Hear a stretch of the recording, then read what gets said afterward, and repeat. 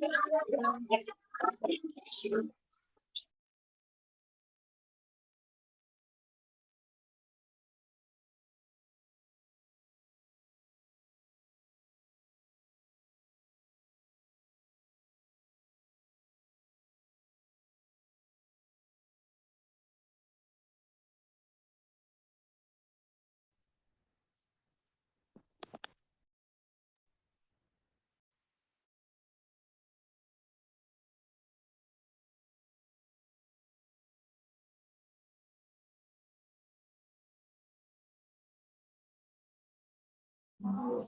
Yunus, Ayub, Syuib, Harun, Musa, Daud.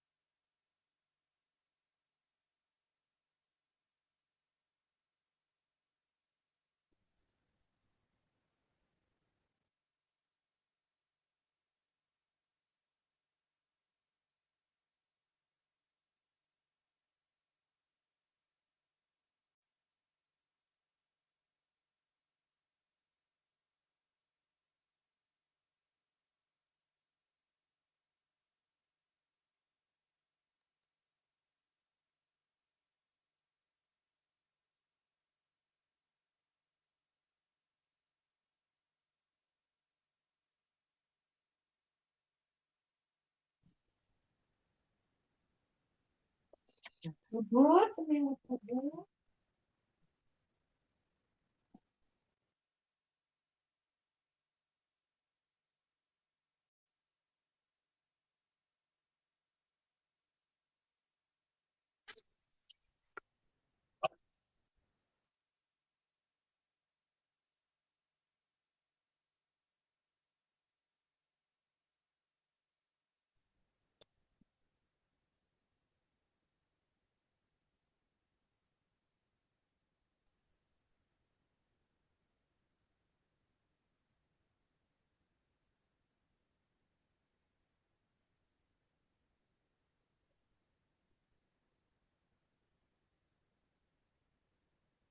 We are given the opportunity to gather here today, both on-site and online, for this meaningful event.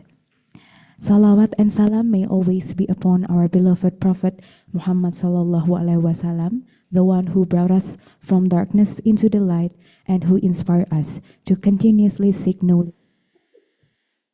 Let me begin by introducing myself. My name is Mima, and I am honored to serve you as Master of Ceremony for today's general lecture, hosted by the Educational Psychology Study Program, School of Postgraduate Studies, Universitas Pendidikan Indonesia. It is a true pleasure to welcome all of you to this hybrid event. Allow me to acknowledge and extend our highest respect to Professor Dr. Juntika Nur Ihsan, MPD, Director of the School of Postgraduate Studies, Universitas Pendidikan Indonesia, Professor Dr. Ade Ghaffar Abdullah, SPD, MSI, Vice Director 1 of the School of Postgraduate Studies, Dr. Tina Hayati Dahlan, SPSI MPD Psychologist, Vice Director 2 of the School of Postgraduate Studies, Professor Vina Adriani, Master of Education, PhD, Professor Dr. Mubiar Agustin, MPD, Head of the Educational Psychology Study Program, and our respected lecturers of the Educational Psychology Program.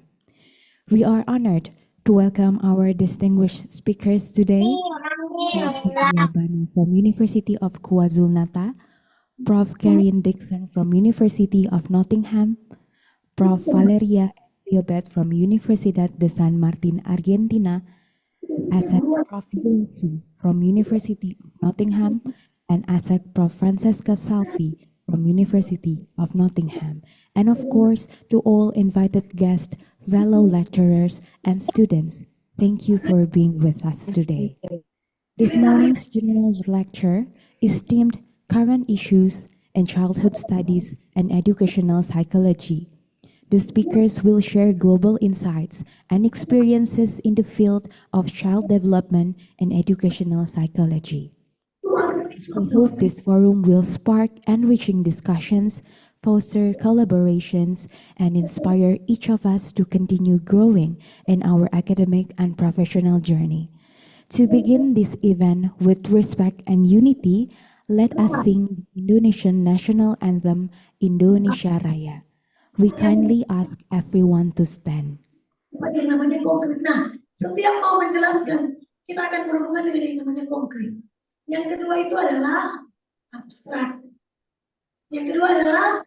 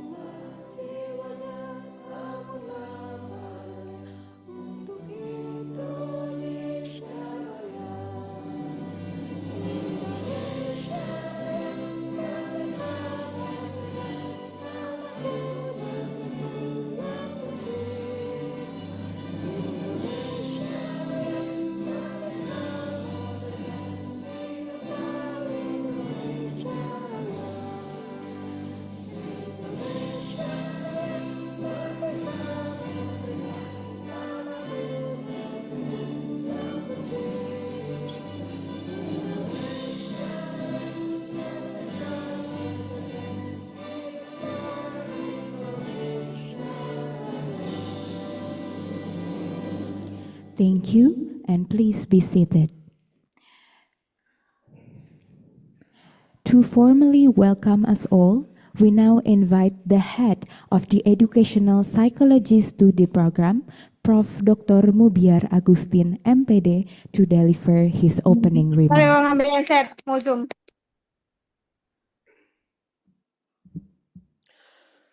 Bismillahirrahmanirrahim. Assalamualaikum warahmatullahi wabarakatuh. All praise and gratitudes be to Allah subhanahu wa ta'ala for his blessing and guidance, and may peace and salutation always be upon our Prophet Muhammad sallallahu alaihi wasallam. On this auspicious occasion, I would like to extend my sincere gratitude to Professor Dr. Juntika Nurisan, MPD, as Director of the Postgraduate School Universitas Pendidikan Indonesia, Profesor Dr. Ade Gapar Abdullah, SPD, MSI, Vice Director for Academic and Student Affairs, SPSUP, Dr. Tina Hayati Dahlan, SPC, MPD, Vice Director for Resources and Finance, SPS Universitas Pendidikan Indonesia, and to Professor Vina Adriani, MAD PhD, Director of Semiosis. And not forgetting, I always wish to thank all participants of this general lecture who are present today, including lecturers and students from UVI and from the other institution in Indonesia. I know the participant it's come from Batam, from Riau, from Kalimantan. Thank you for joining this agenda, and special for my teacher, Professor Bahrudin Mustafa. Thank you, Prof. BM, for you joining this agenda. Beliau, Prof. BM, has focused his study about early childhood education, as well as those training for us for outside OPOK. Your presence is truly an honor for us, of course. My highest appreciation goes to our esteemed speaker who have graciously taken the time to share their knowledge with us today. Professor Devia Bana from the University of KwaZulu Natal. Thank you, Prof. Professor Carrie Dixon from the University of Nottingham. Thank you, Prof. Associate Professor Yue Su from the University of Nottingham. Thank you, Prof. And Associate Professor Franca Selfree from the University of Nottingham. Nice to meet you. Okay. As many of you know, one of the flagship program in the Educational Psychology Study Program at SPSUP is organization of international event. Today, this general lecture is made possible through excellent collaboration between the Educational Psychology Study Program and Semiosis, bringing together highly competent speakers in the field of early childhood and educational psychology. We sincerely hope that this event will provide numerous benefits and new insight for all of us. Once again, a big thank you to our distinguished speakers for their invaluable contribution. We wish you can enriching experience during this international seminar. We are delighted to have you here. Best of luck to us all. Enough here for the opening remarks for me. Assalamualaikum warahmatullahi wabarakatuh. Thank you everyone. Thank you so much, Professor Mubiar. Next, we are honored to welcome the Director of the School of Postgraduate Studies, Prof. Dr. Juntika Nurihsan, MPD, to give his remarks and officially open today's event. Please welcome Prof. Dr. Juntika.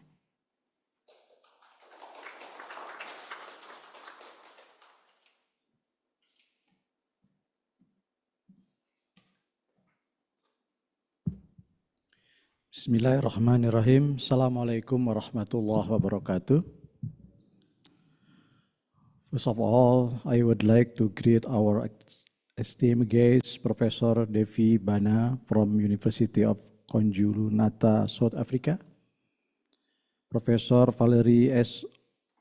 Lobet from University San Martin, Argentina, Professor Karin Dixon from University of Nottingham, United Kingdom, Associate Professor Yui Q from University of Nottingham, United Kingdom, Professor Teguh Wijaya from University of Surabaya, Indonesia, Professor Francesca Salvi from University of Nottingham, United Kingdom,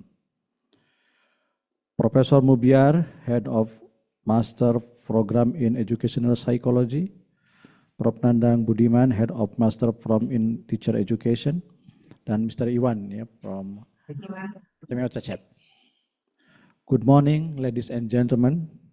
On behalf of School of Postgraduate Studies, I would like to express our sincere gratitude to all of professors who accept our invitation to be international speaker in general lecture of SPS UPI.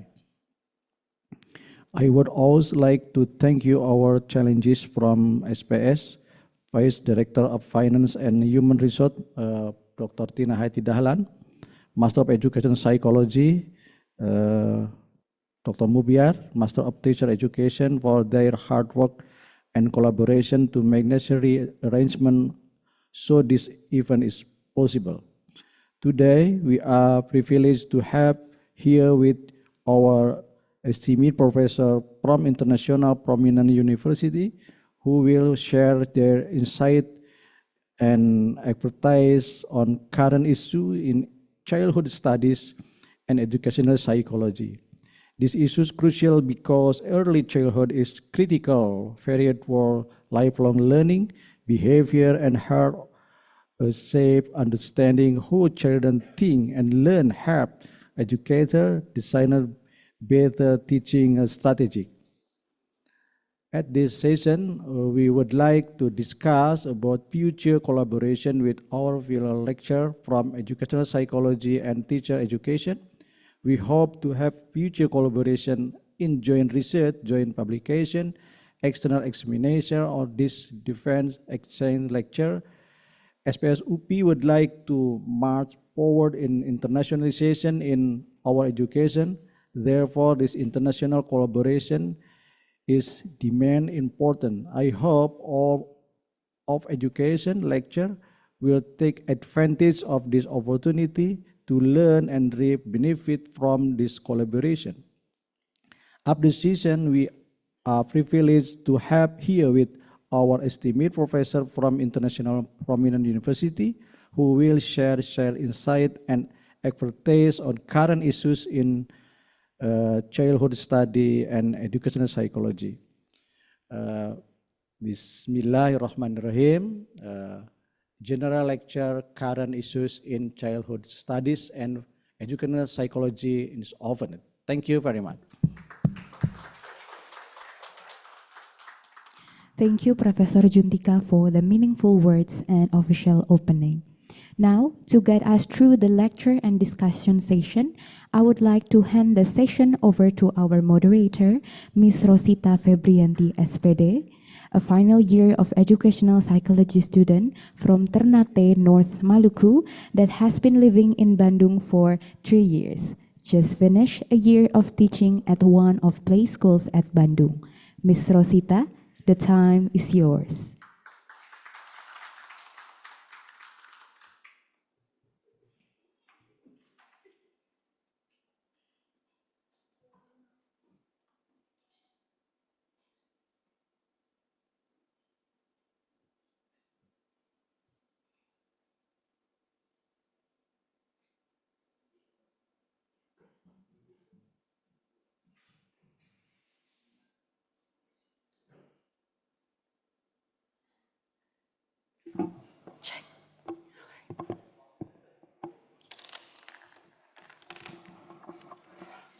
Bismillahirrahmanirrahim. Assalamualaikum warahmatullahi wabarakatuh.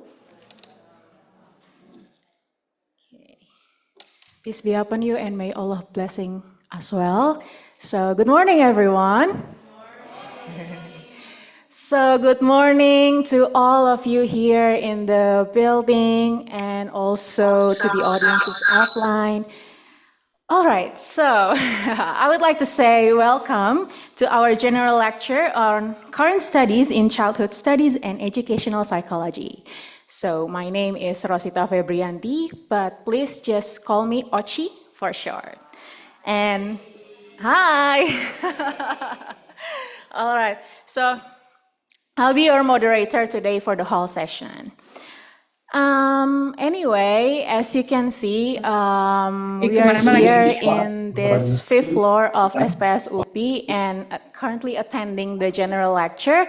And we are honored to have with us 5 distinguished scholars whose work spans continents and disciplines, from gender and childhood sexuality, sex ed-related, critical language and literacy studies, climate change education, and environmental sociology.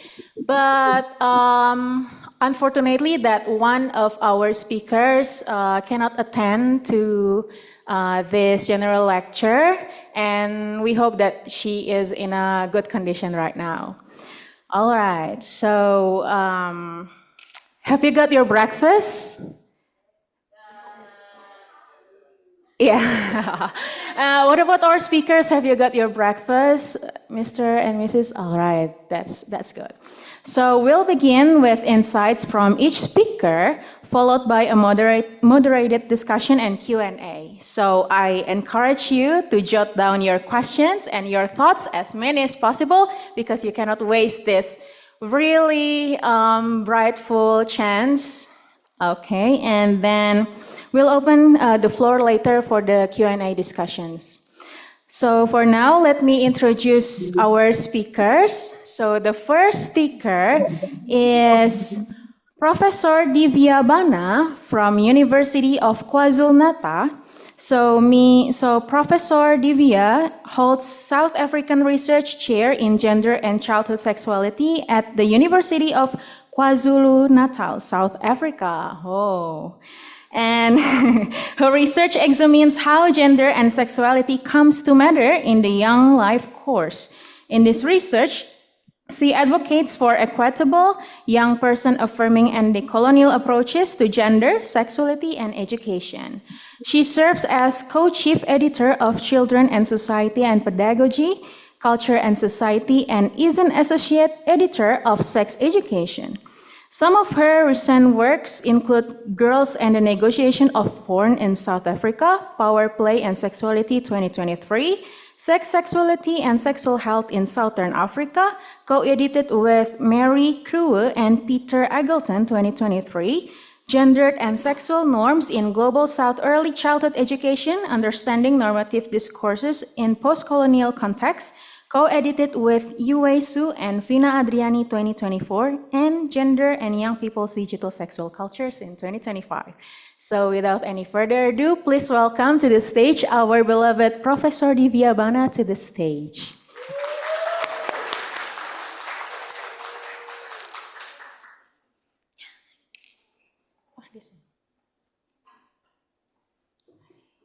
You can sit down. Here. I will call another speaker, and then after the all of you are here, then we can start the session. Good morning to all of you. I am so inspired by your national anthem, and I think I'm always going to remember Indonesia Bersatu and Indonesia Raya. So, yeah, thanks very much for that lovely introduction, but also I want to begin by prefacing how delighted I am to receive, I don't even believe this, I'm not worthy of this kind of reception. So, Uchi, is it? Yeah, that's right.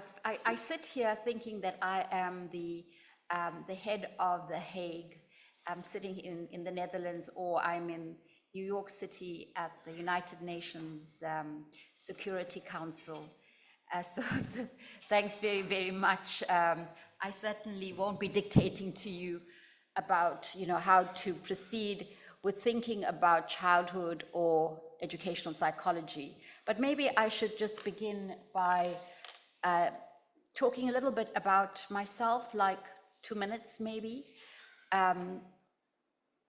I am a South African, I'm a research chair, and my area in childhood studies specifically focuses on children between the ages of 6 and 18 and the significant adults that matter in their lives, which means teachers, parents, communities, and of course, policy is implicated in this, and about how gender comes to matter in the young life course.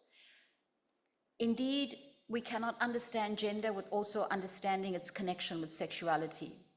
And why this matters is because this is so essential in addressing gender inequalities, sexual violence, which plagues not just my country, but also countries across the world, including yours. So I was inspired when I was thinking about what do I say to you for this lecture. I was inspired by the 1st of July. I was invited, Uchi, as a moderator at the, and I forget what is the full name, but at the G20, which South Africa is hosting this year, and an event that was held in Durban, where I live, was the Education for Gender Equality and Peace, Advancing Gender Transformative Education for All. I'm also delighted to know that Indonesia is also part of G20. And so my inspiration for today's talk builds on being a moderator at that session where G20 countries were represented, but also providing emphasis to the research that I am embarking on and have been doing for the past 27 years. So do I have a PowerPoint that's going to, oh, no? Okay, so the title of my talk is Global Goals, Local Classrooms in Education for Gender Justice. So the preface in terms of being a moderator at the G20 event provided a really important platform to enhance the current research that I am doing. Oh,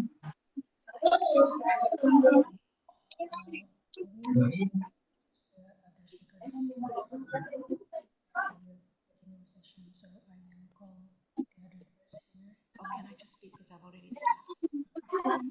So this is a brief overview of the talk. So global challenges to 2030, the SDGs, the event which I already talked about and how that has inspired today's discussion, why gender matters, and what researching education for gender justice means, some insights from my own research, what can we do, a call to action and closing reflection.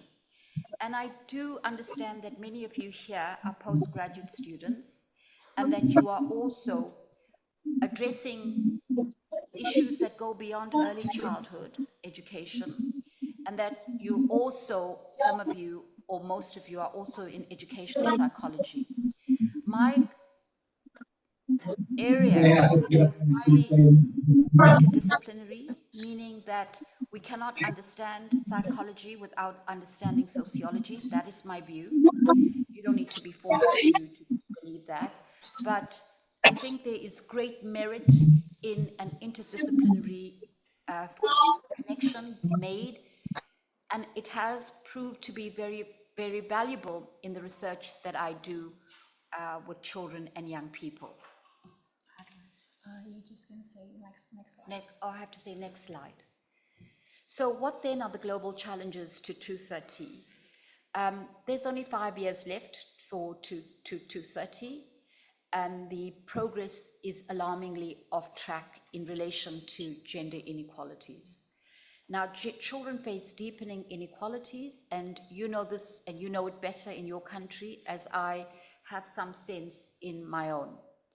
Half of all children experience violence in the past 12 months, indicating pervasive insecurity around educational spaces in particular. This doesn't mean that violence is not entrenched and pervasive elsewhere. In particular, girls are out of school, reflecting intense structural gendered exclusion, 123 million girls. Early forced child marriage continues in 2025, and this is alarming. I'm currently doing research in Zimbabwe, and the state of gender and the issue around early and forced child marriage is quite striking. Next slide. Next slide. Next slide, please.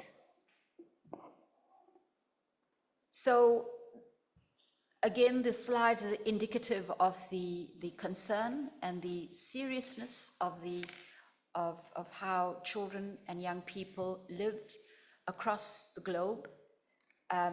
60 million girls experience sexual assault on the way to school. So of course, to and from school, but also inside school and in homes.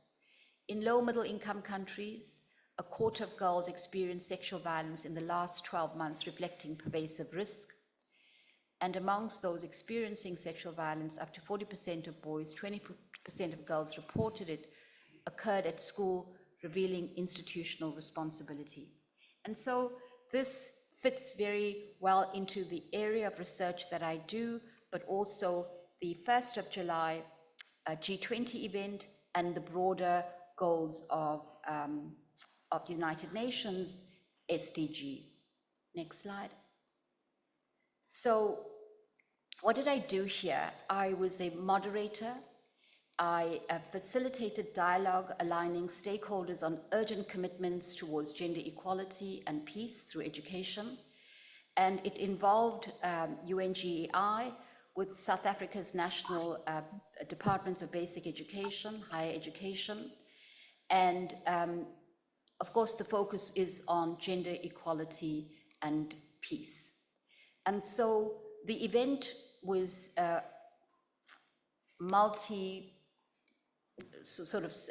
multilateral. It included not just Department of Education officials, but academics throughout the country, of course, G20 members, civil society, youth voices, to understand that transforming education for gender equality is no simple, there is no simple solution, but requires a multilateral, multi-pronged approach. Next slide.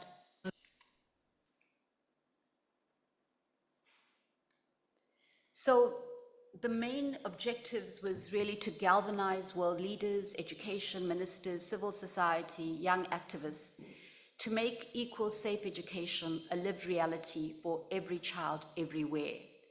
And so the title of my presentation, Global Goals, Local Classrooms, fits exactly into this agenda, that whilst my research is focused on children and young people in the country and in Southern Africa, that the ramifications are global.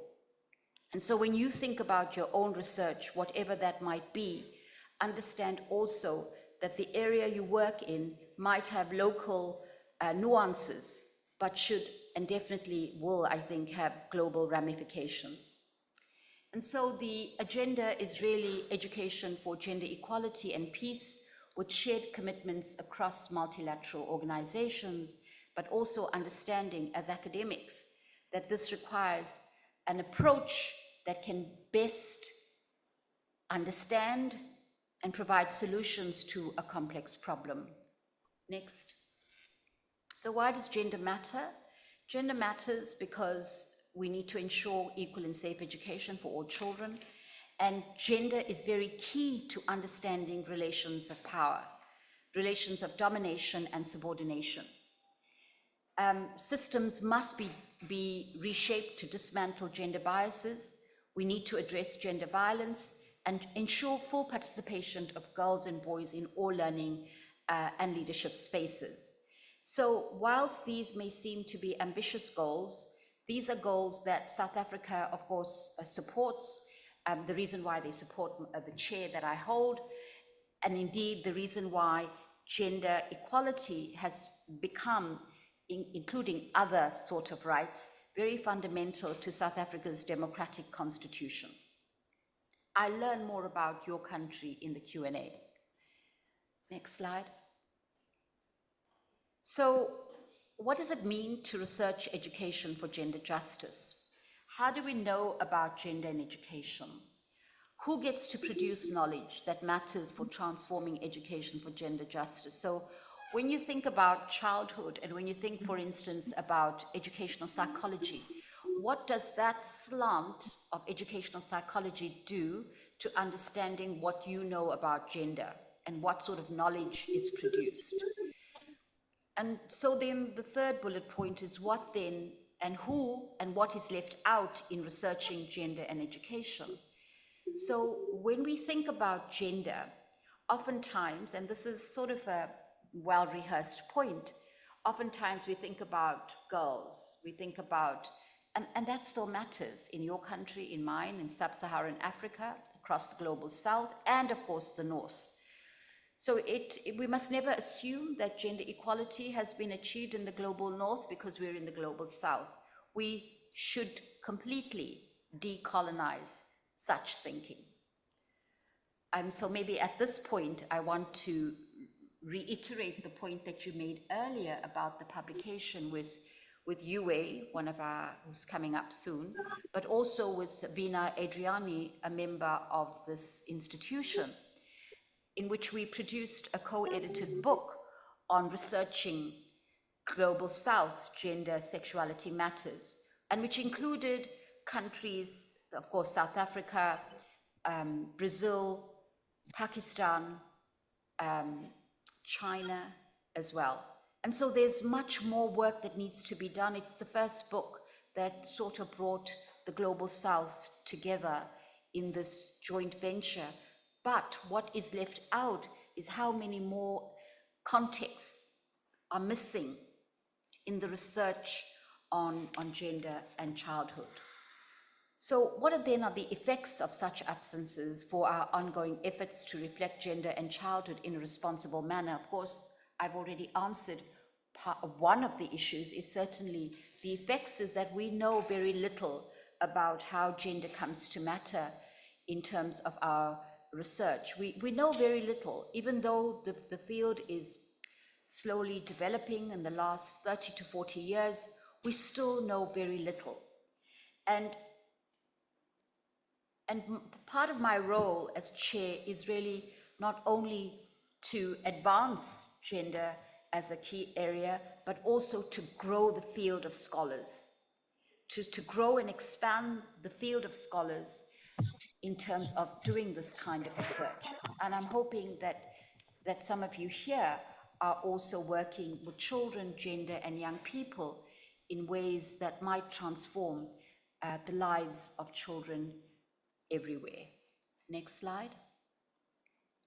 So some of the insights from South Africa, I mean, I can't talk about all of them, but let me begin, in the early life course. And so some of the research points to gender in early childhood and how even at the age of 6, gender and sexuality matter to children. It comes back to the question is what is being left out if our focus and our academic theoretical framing or our lens refuses for us to see what is there. So I always think about the statement, I think it's a Foucauldian statement, a thought about our thoughts. So think about what our thinking can do and also obstruct, prevent, impede. And I think that a big part of the barrier to understanding how gender matters, because it matters to you now. Why should it not matter when we're 6 or 5 or 3? And also the after So, thank you, Miss what Jem. kind of theoretical lens do we use that prevents us from seeing the everyday formation of gender and sexuality in young children's lives? And I say this because if we see it, then perhaps we can understand it and we can alter the pathways in terms of a future orientation towards a more just life. And this idea, starting early matters, has been around for, again, 30 to 40 years. And yet, if we have to review the point made by academics so many years ago, what has been the progress in terms of early childhood gender and sexuality in starting early, when our latest book illustrates that across countries in the global south, gender norms still matter, patriarchy, cultural values, whilst changing, still produce outcomes that do not meet the ideas that were presented to you in the earlier slides, which is education for gender transformation and peace. And I think it's a value that all countries should subscribe to. And of course, that's my bottom line, that we all would believe in peace and we would all believe in equality. Another area of my research is gender and violence. And the point that I made earlier, that oftentimes we think about gender as something to do with girls. The focus on men and masculinities in young boys is a key focus of my research, because understanding gender without understanding men and boys is an impossibility. And understanding that men and boys are not and in South Africa, I often say from Cape to Cairo, from Cape Town to Cairo, pervading and invading the continent as sexual predators. So to see men in terms of this one-sided narrative as all bad is problematic. And so the research seeks to understand, why is it that boys and young men do the things that they do? What is it about being a young man, a boy, that produces particular versions that compel, and maybe that's too harsh a word, relations of domination and subordination, that compel a view of sexual entitlement, that compel a view that sexual harassment is a normal part of being a boy. So my research seeks to understand the pervasiveness of gender violence by addressing masculinity as very key to ending violence. And the latest work of mine is dealing with gender and social media and how digital platforms, and if I look around, whether it's Indonesia, whether it's in the airports, or whether it's in South Africa and in townships, almost everyone has a gadget in front of them, and using the gadget even as I speak right now. And that gadget is so significant in shaping how we are living. And I think, importantly, when I started this research so many years ago, I never had a cell phone until 2008. Maybe I was late to technology. I still am, so, But when I began this research all those years ago, there was no access to these sort of digital devices and mechanisms. And in 225, this has become so key to the performance of gender and sexuality online, and how people are connecting, how young people are using online platforms to sustain sexual relationships, to begin relationships, to begin dating. Next slide. And so this has become a key area of the work. So I hope these slides don't illustrate to you advertising the work, but rather to suggest to you how passionate this work is for me and for my collaborators, and also how this work over the last 2.5 and more decades is continuing and has indeed a serious agenda as defined by the SDG. The next few slides, you can go right through them. Next slide, next slide, next slide, next slide, next slide. Okay, so what can we do in the last minute? So through all these sort of research outputs, through, the impact of the work is significant. It has to have impact, otherwise it means very little. It does mean, as I stated, a sort of multi-pronged approach to dealing with the issues. It requires coalition building, national and regional levels for addressing gender stereotypes, but it also requires a presentation such as this to alert the academic community more globally about the issues. But I have to pronounce a Global South connection is so vital. Next slide. And the call to action again is to center the voices of children and young people and to use evidence to inform the strategies. And that's why your research in the area is so vital. And of course, align with the national plans of 230. Next slide. So advancing gender transformative education is central to equality, peace, and prosperity, requiring collaboration, international collaboration, requiring research that is of high quality, and together collective action could convert commitments into redefining classrooms as engines for justice, transformation, and hope. Thank you very much. Last slide.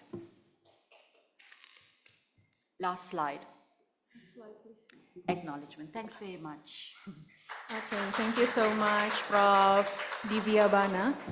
Okay, so after doing the brief lecture from Prof. Divya, we will hear from other professors first, and then after that we can come to the brief conclusion and also the Q&A session and discussion. So thank you very much, Prof. Divya.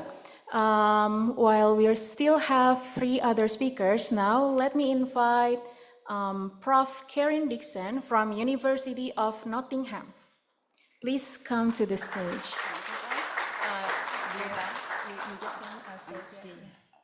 All right, and then the next one will be Associate Prof. Yue Su from University of Nottingham. Please come to the stage. Yeah. And then the last will be Associate Professor Francisca Salvi from University of Nottingham. Yeah, please come to the stage. Okay. So thank you very much, Prof. So I will read the brief of their CVs. So Prof. Karen Dixon is an Associate Professor in the School of Education at the University of Nottingham, UK. She is a scholar of critical language and literacy studies. Her work has focused on the ways in which critical approaches to language and literacy can be harnessed in teacher education. She is particularly interested in the ways in which children make meaning of their worlds and works with theories and methodologies that are attuned to tracing the circulation of power relations. Her most recent publications include Language Narratives and Shifting Multilingual Practices, English Teaching from the South, which won the 2024 UCLAY Academic Book Award and Post-Digital Play and Global Education Research, reconfiguring research. She is currently co-authoring a 5-year ethnographic study of a young girl's literacy becoming through textual play. So without any further ado, let me welcome Professor Karen Dixon. The time is yours. Thank you so much.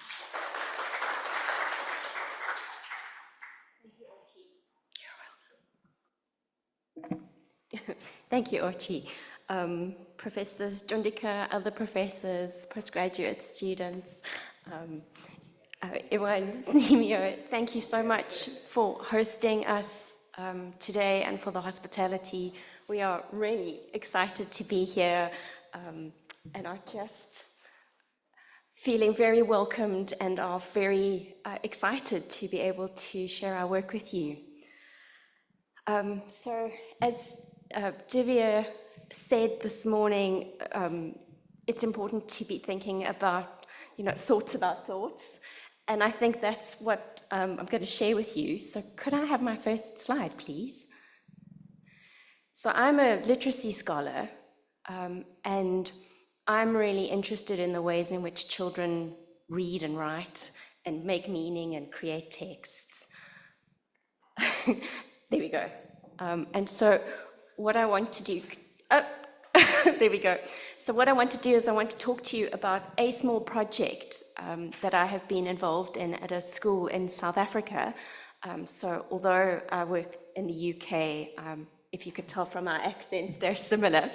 And so I want to talk about digital literacy and the ways in which children become literate in kind of modern ways, but at a rural primary school in South Africa. And I want to use a particular framework that has been used in literacy education. So could you put the next slide on for me, please? Which is called the Opportunities for Learning model. And I want to think about how what happened in this rural school can be understood by this Opportunities for Learning model. So I'm interested in what applying that model to this project in South Africa reveals about equity and diversity and literacy and learning. But I also want to have some thoughts about the thoughts and what happens when I think about that project and the model together, and what are the kinds of things that make me uncomfortable about the work that I've done, but also using that model, and thinking about the work that we do in the Global South and where our ideas are coming from. Next slide, please. So, okay, that should have been animated. Could you go back one slide? Okay. Okay, so it should have animation. Next slide, please. So the Opportunities for Learning model is one that puts opportunities for children to learn at the center.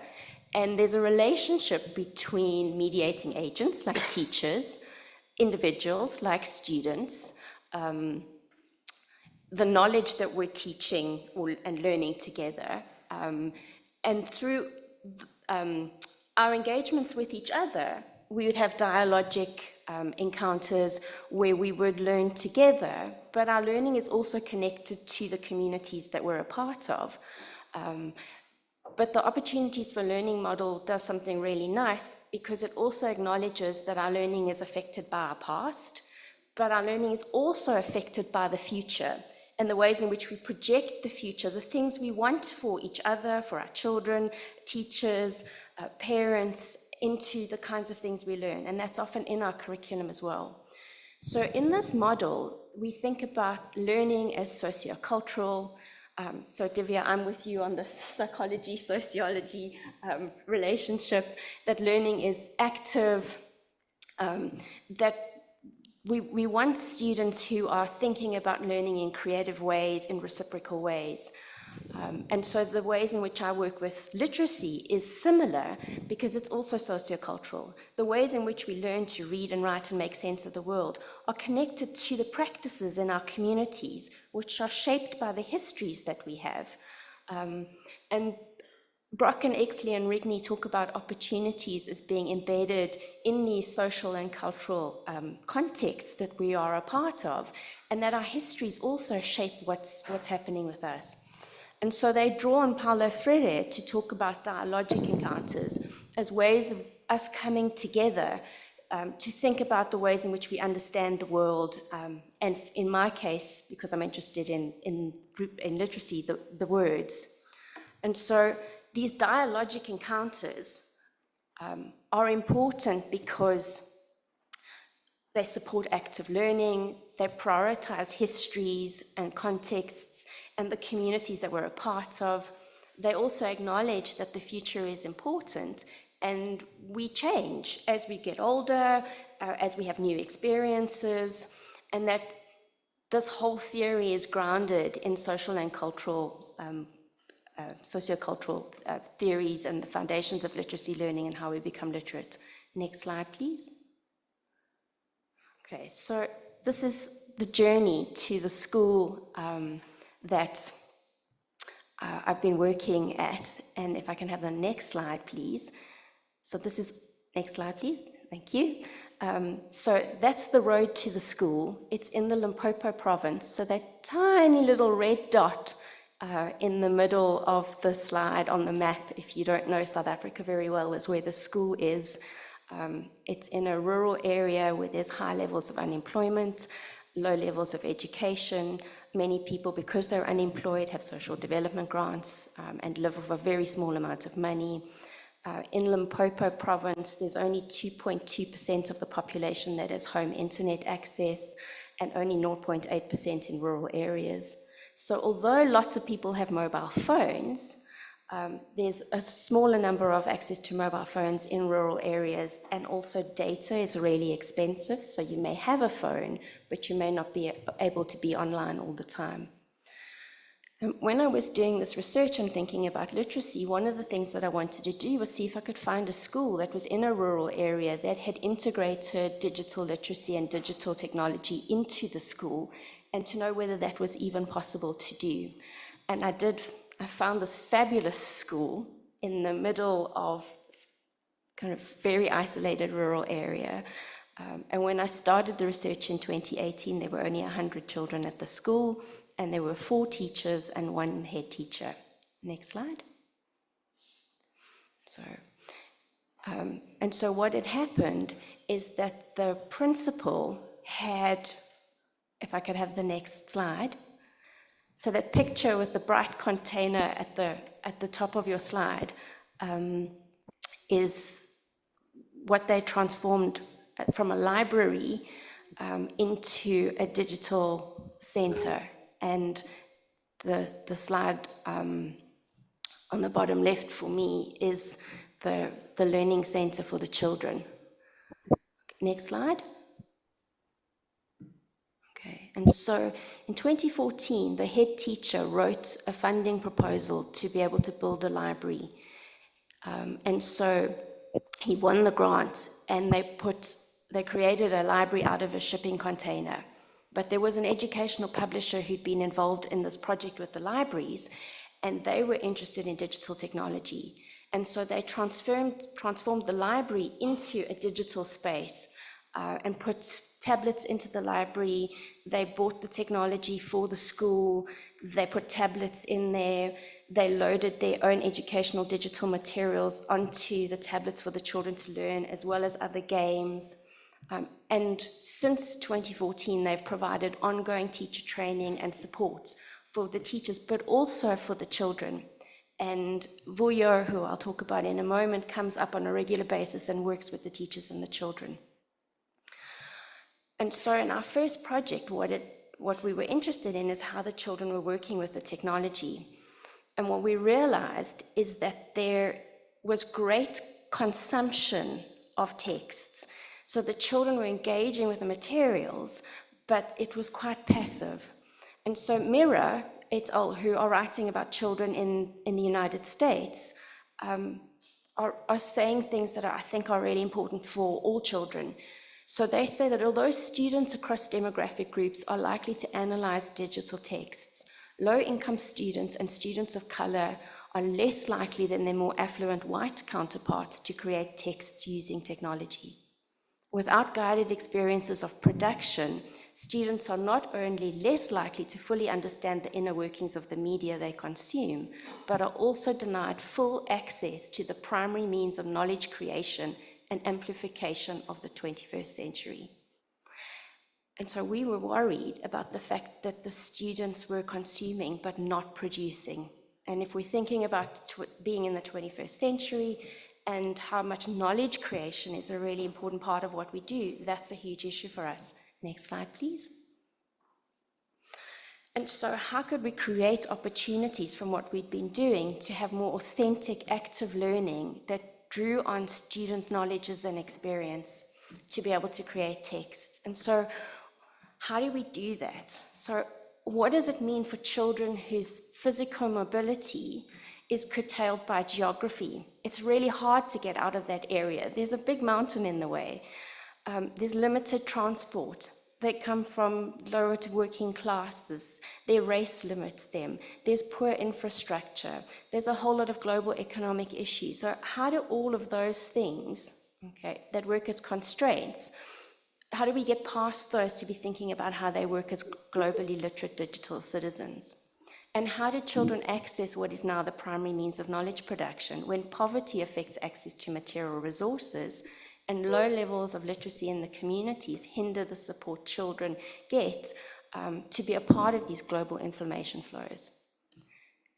And how can children make meaningful connections with others in the world so that their learning is not about abstract facts embedded in school knowledge, but also in what it means to be a part of the world? Because the bonus about it, kind of being digital and online, means that we get to connect beyond just the people that we are in a kind of physical proximity to. We can talk to people everywhere. Next slide, please. So what did we do? Well, we went to America.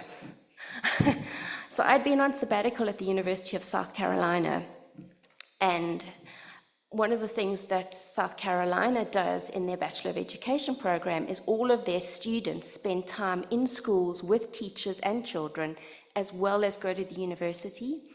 And so in my work there, I had been working with Dr. Todd Lilly, and he'd been working with a 3rd and 4th grade teacher, and we decided that we wanted our children to have conversations with each other. And so we started with the children at the elementary school in South Carolina, thinking about the kinds of questions that they were interested in and they wanted to ask the children living in rural Limpopo. And we sent them a list of email questions, and Mrs. Roro and Vuyo, who were at the school in Limpopo, answered those questions for us. And we're thinking about what transnational engagements do for us, because they shape how others view the world, the relationships we forge with them, and how we understand ourselves in relation to each other.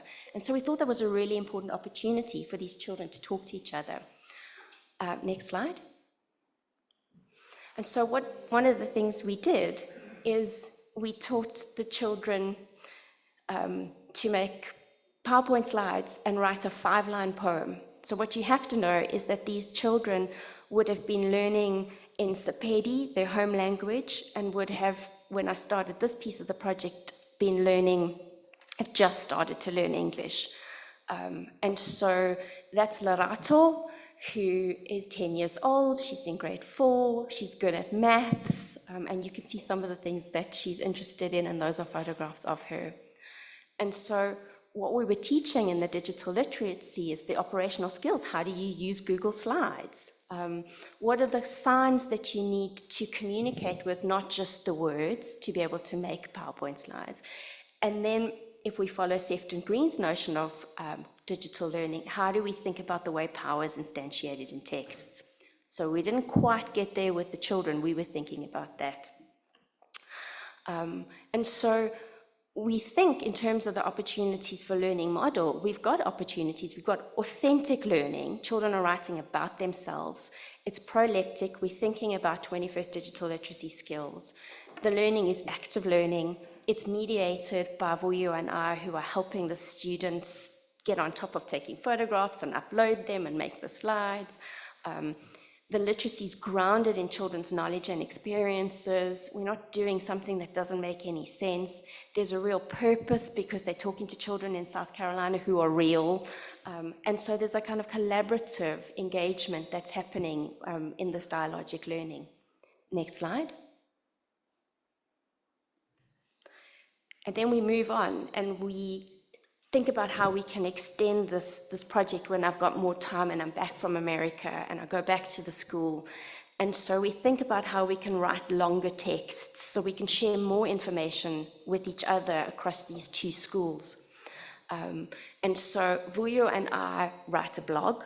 The educational publisher pays the money for an app called Kids Blog, which enables teachers and classrooms to blog together and share with other classrooms, but it's private. So we deal with the privacy concerns and the information is not shared with everybody else online. And we've recorded videos, so the teachers and the children in South Carolina are talking to my children in South Africa. And one of the things they want to know about is information about their schools. What is school life like? And so Vuyo and I support learning. And so we worked with the children and we brainstormed the things that they thought were important about their school. The children wanted to talk about the sports, their library, the mountain, the garden, and the kinds of activities that took place after school. Next slide. And so we stage and scaffold this process. Once we'd worked out who was going to be in which group, we did a shared writing exercise, which was really important for Vuyo and I, because we didn't know what the children did at school or after school every day. So they shared their stories about one of the children who had been bitten by a snake, by the foxes and the jackals that were in the mountains, by the kinds of things that their families did, going to church. And so we all learned from each other, but we also modeled and scaffolded how we could write these texts. And then one of the challenges is how you get children to organize information and kind of put their ideas together when they're writing together. And so we thought about Potter and Kuchikova's work on curation. How do we not just write stories, but we also combine, if we're going to be digital, different kinds of information. So we had to teach the children how to work with Google Images, how to access the archives of images that they already had. They went out and they took photographs of their school and each other, and they had to save and insert them into their blogs. We had to teach them how to work with the program in the blog. And then we also needed to think about how we use visual symbols. So they love emojis. And so there was a lot of time taken with smiley faces and crying faces and hearts and things that we use in our everyday texting. Next slide, please. And then we got, so this is not, it's quite hard to see, but this is one of the blogs from one of the boys' groups who didn't seem to be very interested. And I didn't think that they were going to finish their project. But what they did is they wrote about sports. And then once they started, they were really enthusiastic. And so underneath or at the top of each picture, there's a little bit of writing. So you need to know that these children had spent 4 weeks learning English as the medium of instruction. So they would have been learning in Sepedi. And as they moved to grade 4, because of the language policy in South Africa, they would have now changed and only learned in English. So they've only had 4 weeks of learning completely in English. And they write, we do sports every year in January. We go on a taxi on sports day. If you are a good runner or high jumper or javelin thrower or shot put thrower, you can go to sports day. We will dance to a song in the taxi when we go to sports day. And we'll dance to Mawede by King Mwanda and Motorkisi by Makedi. The best runner are N and M, and the best high jumper is K, and W is our best soccer player.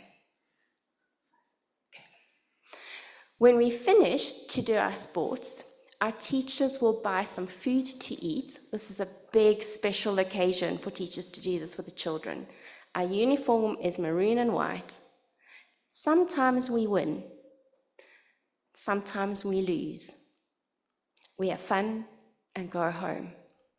And that last picture with Nelson Mandela was really interesting because we had a long conversation about what it means to win and what it means to lose. And we can start to see some of the kind of critical thinking starting to come out. It wasn't just about going to sports day. It was about having a set of values, that it wasn't all about winning. It was more about being together and being part of the school community, that we thought was really important. Next slide. And so if we're thinking about issues of equity and social justice, we think that we did a good job. We gave children access to powerful literacies that enable participation in the world. It foregrounds their histories of knowing where they come from. We're thinking about literacy in terms of access to powerful knowledge in authentic ways. We've got creative text production. We've got dialogic learning that's local and global at the same time. And the learning is co-constructed. Children work together. They worked with us. There were lots of conversations. It was mediated all the time. And so the ways in which they start to put these texts together is not just about making text, but it's also identity work, about thinking who they are and being really proud of the work that they did. Next slide. But as a researcher, I don't know if we got this right. It looks like in that opportunities to learn model, we probably tick all the boxes. But when I think about what it means to have an opportunity, I realized that those opportunities are because of my social network. I knew about ways to engage with children that sitting in a circle, spatially has pedagogical implications. We knew that there would be gender relations where the boys didn't want to work with the girls. We understood that there were issues around language and what it meant to only be learning English for 4 weeks to do this kind of work. And so all of the conclusions that I draw feel kind of obvious, that this was productive, but there was other stuff that was happening that made me uncomfortable. And it felt like this experience could just disappear. Next slide, please. And so I went back to have a look at what opportunity means, and it comes from the Latin, and it's about when a ship's captain guides a ship into port. And I was thinking, you need a whole lot of favorable circumstances. You need an educational publisher. You need possibly an interested researcher. You needed a principal who wanted to have a school library. You needed all of these things to come together at a particular moment for something to happen. And there are also things that are not always in our control, okay? So opportunities don't come from nowhere. Opportunities come when particular things happen together. But there are bigger issues, and it's not just the fact that there were interested teachers, and there was Vuyo, and there was me working with the school and a principal.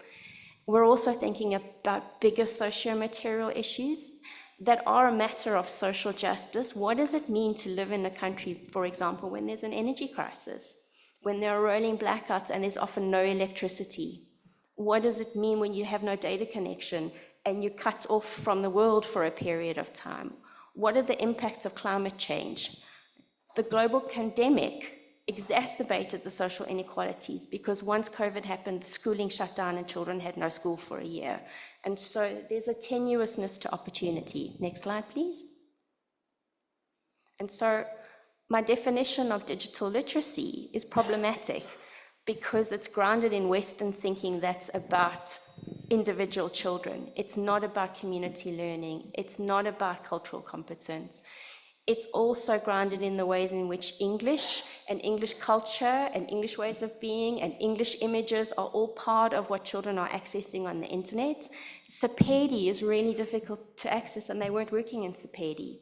So their home language is actually erased. And the ways in which we're thinking about being critical has been taken out of the South African curriculum, and being critical in this work by Sefton Green comes from 20 years ago work in Australia, and the world has moved on. So we're working with kind of old notions of theory as well. Next slide, please. And so I needed to think about that differently and to ask questions like, what does it mean to think about what digital literacies are that takes geopolitics, access, infrastructure, language, and context into account so that children are not measured by norms from the global north that place them in deficit? And to what extent do global opportunities that we create erase the local? Because we were so excited to do global that we didn't possibly do enough local? Last slide, please. And so I think we need to be thinking not just about what we're doing, but also the theoretical lenses we use. And Kathy Kell has this really wonderful quote. And she says, it's through such small-scale traffic of texts that coordinated activity crosses contexts, threading its way through lives, places, and times, bringing together at moments ensembles of people, texts, objects as events and processes that have more or less irreversibility and durability, and therefore start to shape literally the structures and processes of people's worlds. And if we're shaping the structures and processes of people's worlds, what does it mean to do it where we keep the integrity of being from the global south and we're not just always perpetuating work from the global north? Thank you.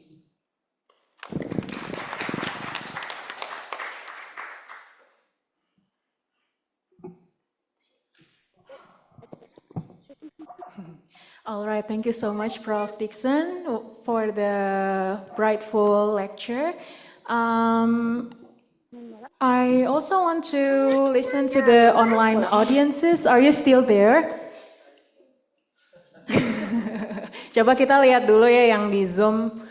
Kalau masih ngikutin, coba tolong raise hand. Wah, ada berapa partisipan ya? Ada 180 if 198. Wow. Okay. It's better for you to turn on your camera, yeah, so that we can be more interactive and we can see your beautiful faces right there. All right. Oh, thank you so much for giving me the raise hand. So most of you still still listening to our lecture. All right. So because we still have two speakers on the left side of me. Therefore, I will call, hang on. I will call Associate Prof. Yue Su from University of Nottingham. So Dr. Yue Su is Associate Professor and Director of Taught Courses in the School of Education, University of Nottingham, UK. His research critically engages with UN Sustainable Development Goals number 4, which is quality education, and number 5, gender equality, and specifically focuses on early childhood education and gender studies. His work is published in international journals such as Comparative Education, British Educational Research Journal, Journal of Family Studies, Early Years, and Children and Society. Dr. Yue Su is also England representative and council member for the British Educational Research Association. He is co-editor-in-chief for SSCI Index Journal, Children and Society, and British Educational Research Journal, executive committee member for Gender and Education Association, and external examiner for MA Education at King's College London and MA Childhood in Society at Warwick University. So without any further ado, please welcome Associate Prof. Yue Su. The time is yours. Good morning, everyone. Thank you so much. I feel really glad to be in Indonesia because you can see I originally come from China. So I was made in Asia, so very glad to be back to my continent and do a presentation. My topic today will focusing on parenting. So before I start, can I ask how many of you here are parents already? 1, 2, 3. Soon. So not many parents here, but I guess many of you may become and will become. So I'm interested in Indonesian culture. Have you ever been told that you need to be a good parent? Yes? Do you think you are a good parent? Not really. You will soon be a good. Good. So my presentation today is to engage with this concept of good parent. And I hope after this presentation you will ask yourself, do I need to be a good parent or not? Because instead of talking about good parenting, what I'm going to introduce today is a project we did in China and Turkey. And what we come out of that project is to promote a concept which we call reflective parent. So we don't hopefully promote you to become good parents, but to become reflective parents. And I will introduce why through our projects today. So next slide, please.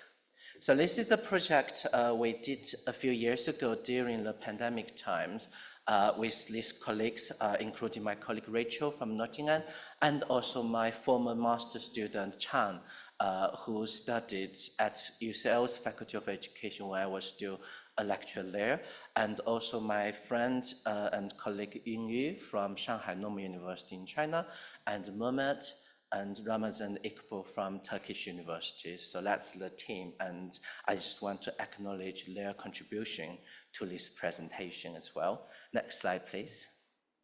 So the reason why I'm asking you the question at the beginning about whether you're a parent and whether you've been told to whether you are a good parent or not is because in many societies, including China and Turkey, and I guess in Indonesia as well, there's a lot of discourses and public agenda talking about, oh, we all have to be good parents. And especially in the Chinese context, for example, oftentimes we get our government and we get so-called experts in early childhood education, in parenting, in education, saying we need to be good parents. And one indication of being a good parent, they always say, is you need to spend a lot of time with your children, and that benefits your children's development.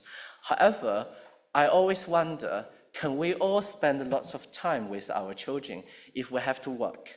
If we have a job that requires us to work long hours to be able to earn enough money to feed the family, to feed our children, and then we may not have the necessary time to actually spend the time with our children, does that make us a bad parent because we don't have the time?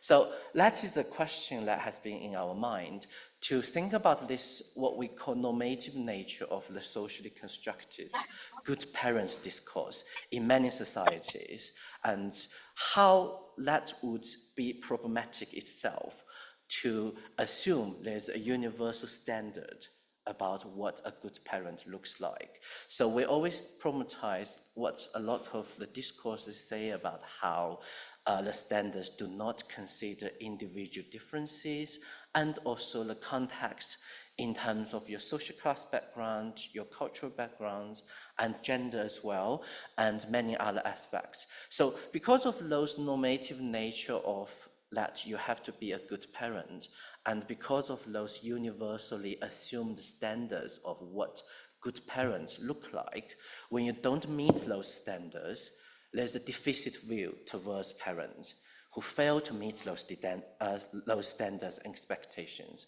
So that's what we try to do through this project from a sociological perspective again, to try to disrupt the discourse of being a good parent, and also to problematize this deficit view. When you fail to meet those parenting standards, that doesn't mean you are not a good parent. So that's what we try to do through this project. And this is a kind of theoretical background underpinning this research. Next slide, please. So what we mean by reflective parenting instead of good parenting here, it actually developed from a psychological concept of thinking about yourself, being able to think about your own thoughts and feelings, as well as those of others. So it promotes awareness of oneself and also the other's self. It starts with this psychological concept. However, we notice that in this field of parenting, a lot of the research is based on psychological studies.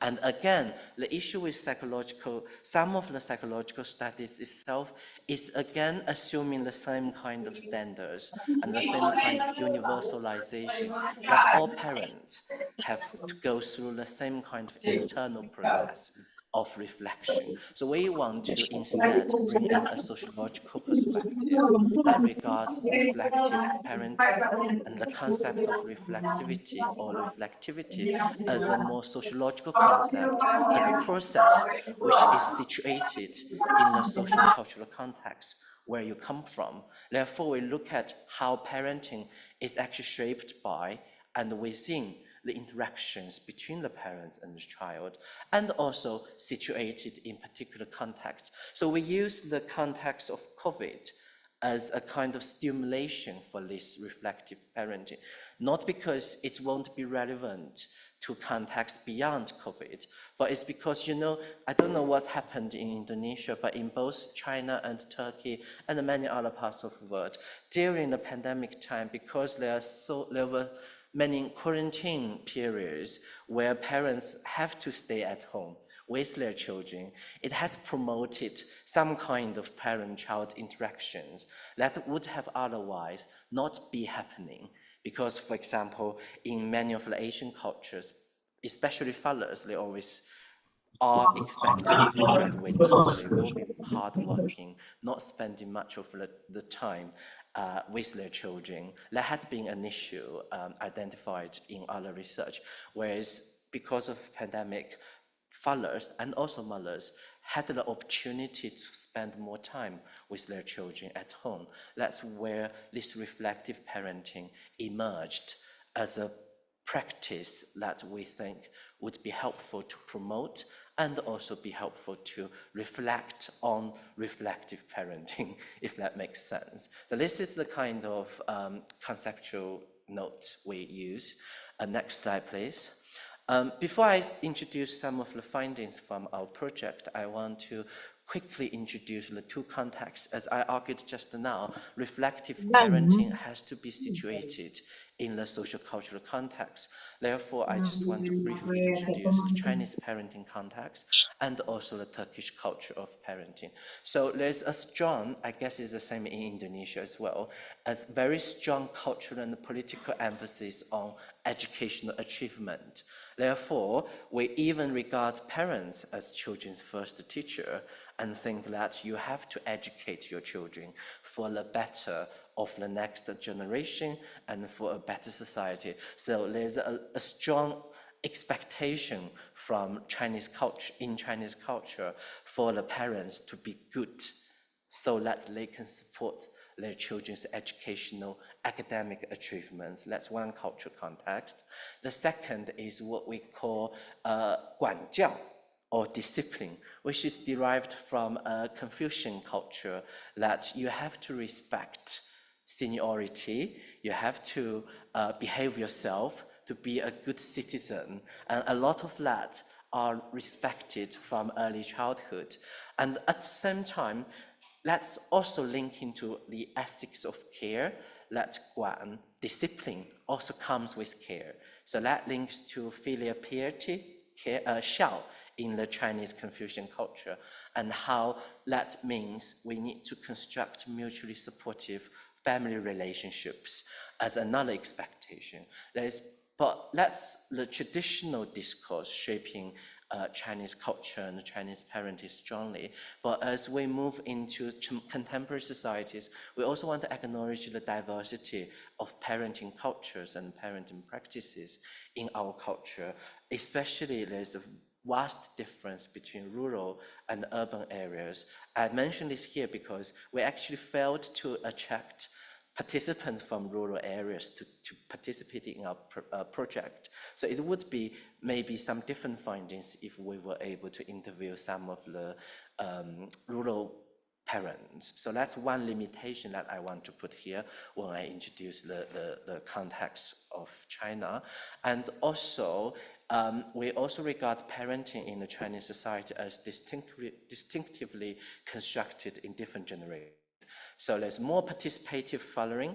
So we had even some TV shows that is about how fathers spend time on everyday basis with their children, because the society is also talking about encouraging more fathers to be part of their children's care. We had a concept called widowed parenting, I don't know if you had the same concept in Indonesia. So widowed parenting is about how the society is blaming fathers, because lots of them are in existence, they are husbands, but when it comes to childcare, they never exist. So they call it widowed parenting because it's always mothers raising their children. So we want to disrupt that, and we want more fathers to be participating in their children's care in the Chinese society as well. And also, there's another culture where children are increasingly viewed as autonomous, as independent citizens. So the child-centered pedagogy, child-centered parenting is also growing as a kind of new norm in the Chinese culture. And also there's an increased focus on emotional and educational needs. In addition to that, you may be aware of our one-child policy, which has now been abolished in 2016. But because of this policy, a lot of the current Chinese families may have a three-generation structure with 4 grandparents, 2 parents, and 1 child. And it is also an important background here, as I will be introducing my findings, how that links to the kind of grandparenting in the Chinese context as well. So that's another context of China. Next slide, please. So Turkish culture is some kind of similar, but also different. That's the reason why we bring those 2 countries together. So for the Turkish culture, it's kind of sitting in between the individualistic culture, which originates more from the Western context, but also a more collective culture being hybridized into them with the preference of nuclear families, often considered to be more Western influenced, but also at the same time framed as more hierarchical in this kind of Turkish culture, where there's extended function, and they really value the extended family context. Also, grandparenting is also prevalent in the Turkish families, especially when both parents work. Then they rely a lot on grandparents to do the things. And there's a model of emotional interdependence emerging from the intergenerational related collective culture in the Turkish context as well. But again, I wouldn't say it is a homogeneous culture, but it is very heterogeneous with all the differences in terms of the social class and socioeconomic groups, and also the social-emotional disadvantages experienced by different families. So there's, again, a gendered script whereby parents, especially fathers, traditionally did not participate a lot in their children's care and education, but it is an increasing expectation and an increasing phenomenon in Turkey that fathers are increasingly participating in child-related activities. So this father-child attachment is, again, a kind of high important aspect in the Turkish parenting culture.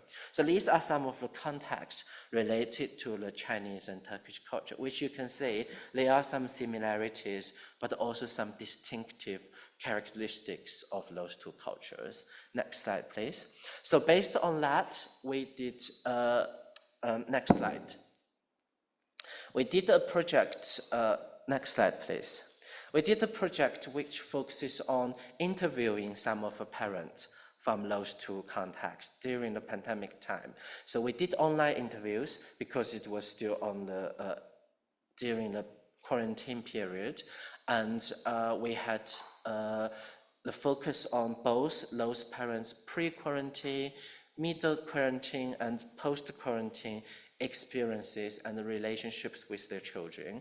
And the children are 3 to 6 years old, ordinarily in preschool settings.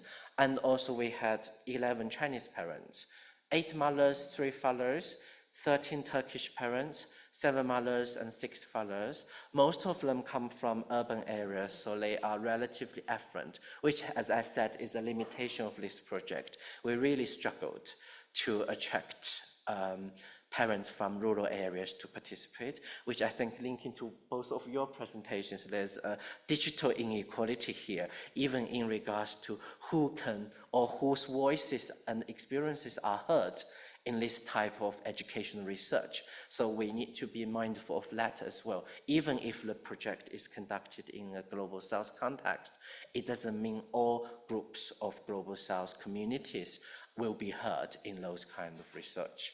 So that's what we do. Next slide, please. So this is a quick profile of the participants' background in terms of their number of children, their roles, their children's age, and also their educational level. As you can see, the majority are degree educated or even higher. So again, socioeconomic background is relatively good in those group of parents. Next slide, please. So the 5 themes emerging from this research that we think parents demonstrated reflective parenting practices relate to their role as parents, relating to the concept of fixing the child, and relating to the parent-child hierarchy, relating to grandparent involvement, and also they reflect on the difficulties in reflective parenting as well. So I will now introduce briefly each of those 5 themes, but without going into details because of the time. Next slide. So one of the prevalent themes emerging from this finding is that all the parents started to reflect on their role as parents because of the increased family time and the interactions with children during the pandemic. So they really think about how they would be able to interact with their children, and they think about how actually their reflections may not necessarily align with the expectations from traditional parenting culture, which is distanced, authoritarian, or discipline-focused culture of being a parent.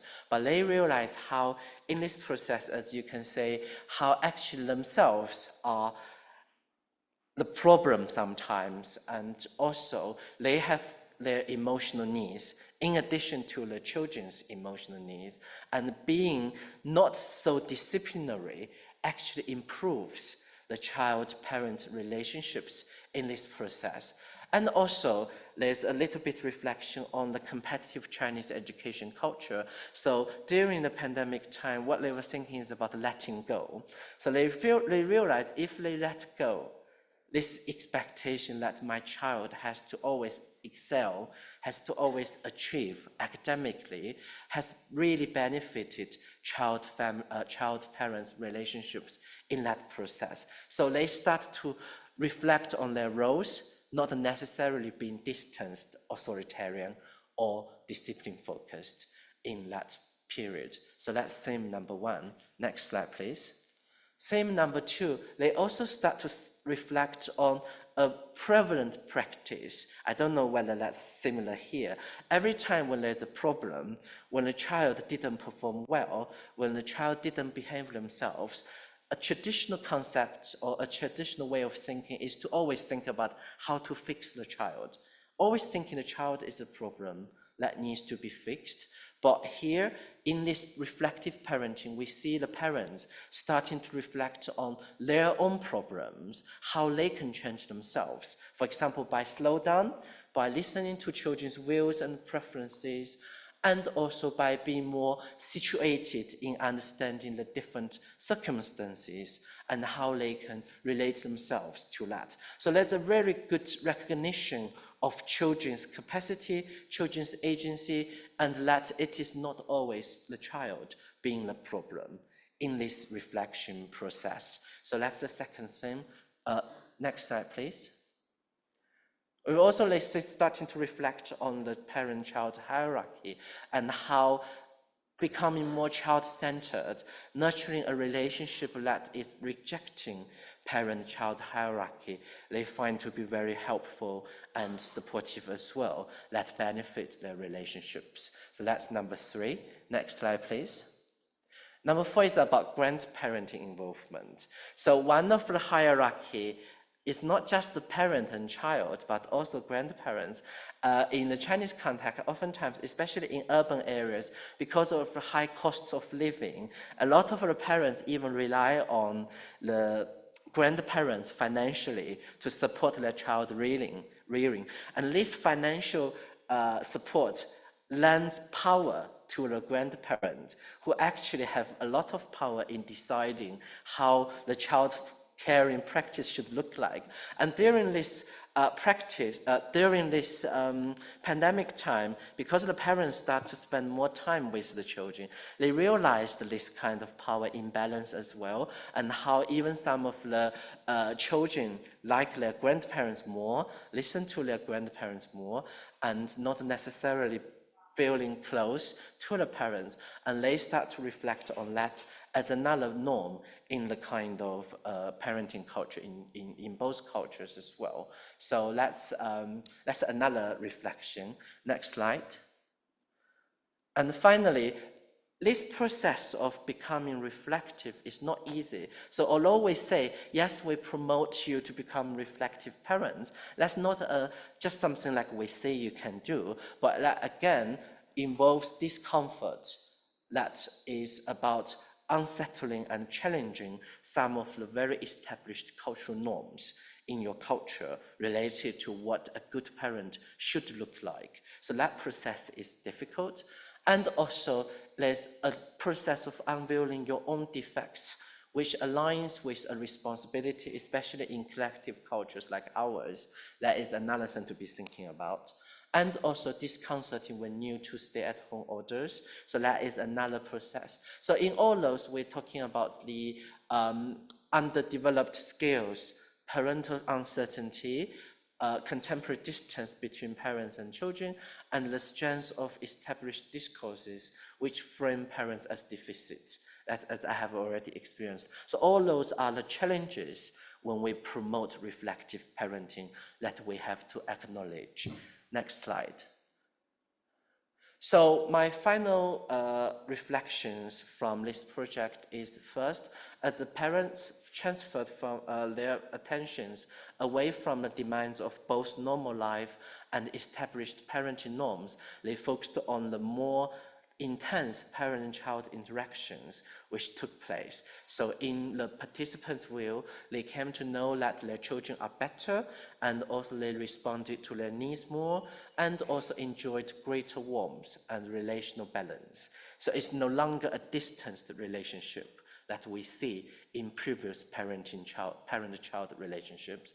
And second, by recognizing the parents' own and the children's needs, some parents recognize that culturally embedded discourses and contemporary ways of living might impede or restrict a reflective approach, and openly questioned the continuation of traditional cultural practices, the parent-child hierarchy, for example, the relational distance, the educational competition, the parents' role in academic success, the mothering children to social expectations, and also parents' needs, and even grandparents' involvement in family childcare. So all those are the kind of norms and expectations that can be disrupted by acknowledging the possibility of reflexivity.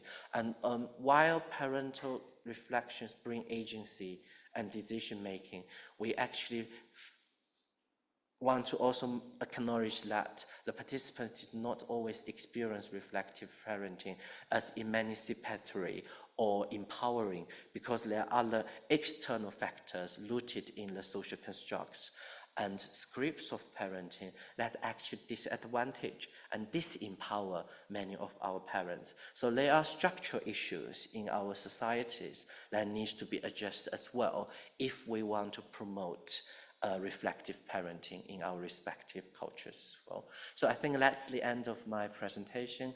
Next slide. Sorry, this is not an advertisement, but the paper is published. So if you want to read more, feel free to download and read if you have further interest in this topic. Thank you.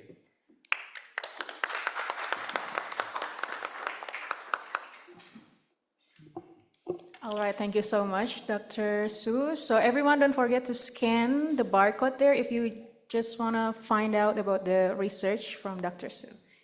All right, so thank you so much, Dr. Su, for the insightful topic about reflective parenting. All right, because we still have one speaker left on my left side, So I would like to welcome you warmly, Associate Professor Francisca Salvi from University of Nottingham. So let me read the brief CV from Prof. Francisca. So Francisca is an innovative interdisciplinary social scientist with a distinguished track record in climate change education, environmental sociology, and gender studies, particularly in non-weird, Western, educated, industrialized, rich, and democratic contexts.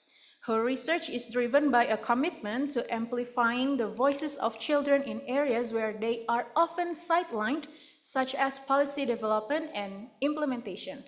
In her work across Mozambique and South Africa, Francisca has examined how global narratives about teenage pregnancy clash with educational and employment goals, ultimately limiting young people's potential to succeed.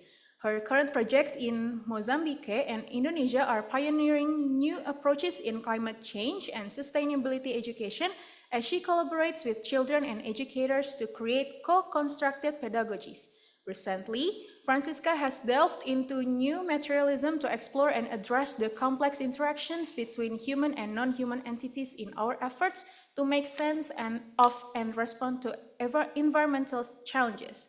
So without any further ado, please welcome Associate Prof. Francisca. The time is yours. Thank you. Can you hear me all right? Yeah. How are we doing? You good?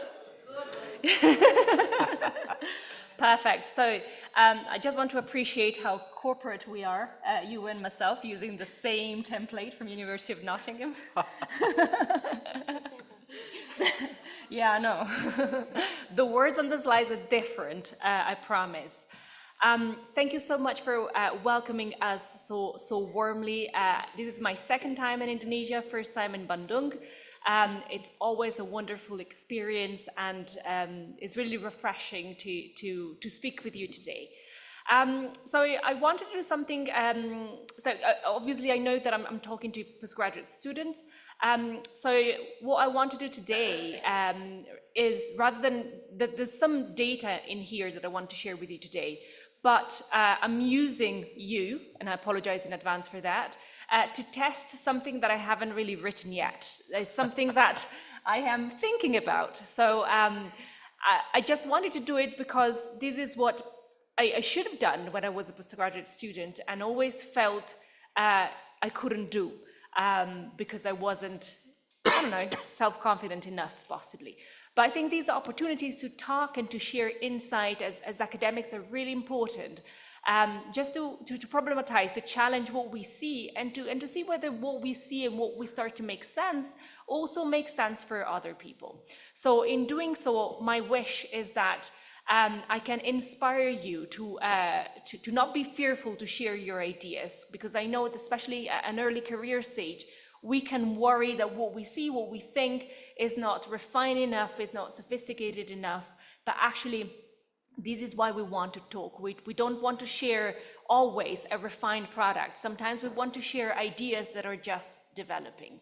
So the title of my talk is Uncertainty as Method, and uncertainty is a theoretical concept that I have played around in one of my last papers, mostly because I have worked around climate change and environmental changes that suggest that we actually don't exactly know what world we'll have 10, 20 years down the line.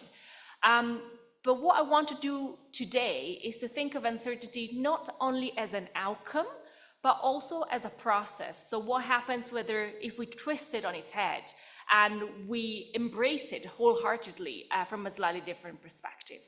I've also put a bit of a mouthful word in there. I'm fully aware that pedagogue methodology is not a word, but I'm wondering whether it could become one. It doesn't roll very nicely, so I agree. But that's in the spirit of testing things out. That's where we are. I will explain later on what I mean. Next slide, please.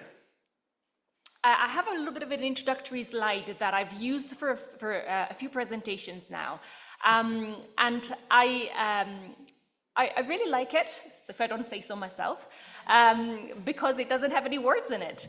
And also having started to work on environmental education and maybe theorizations that stretch beyond the human, I want to recognize and acknowledge that space has played a significant part in the development of my identity.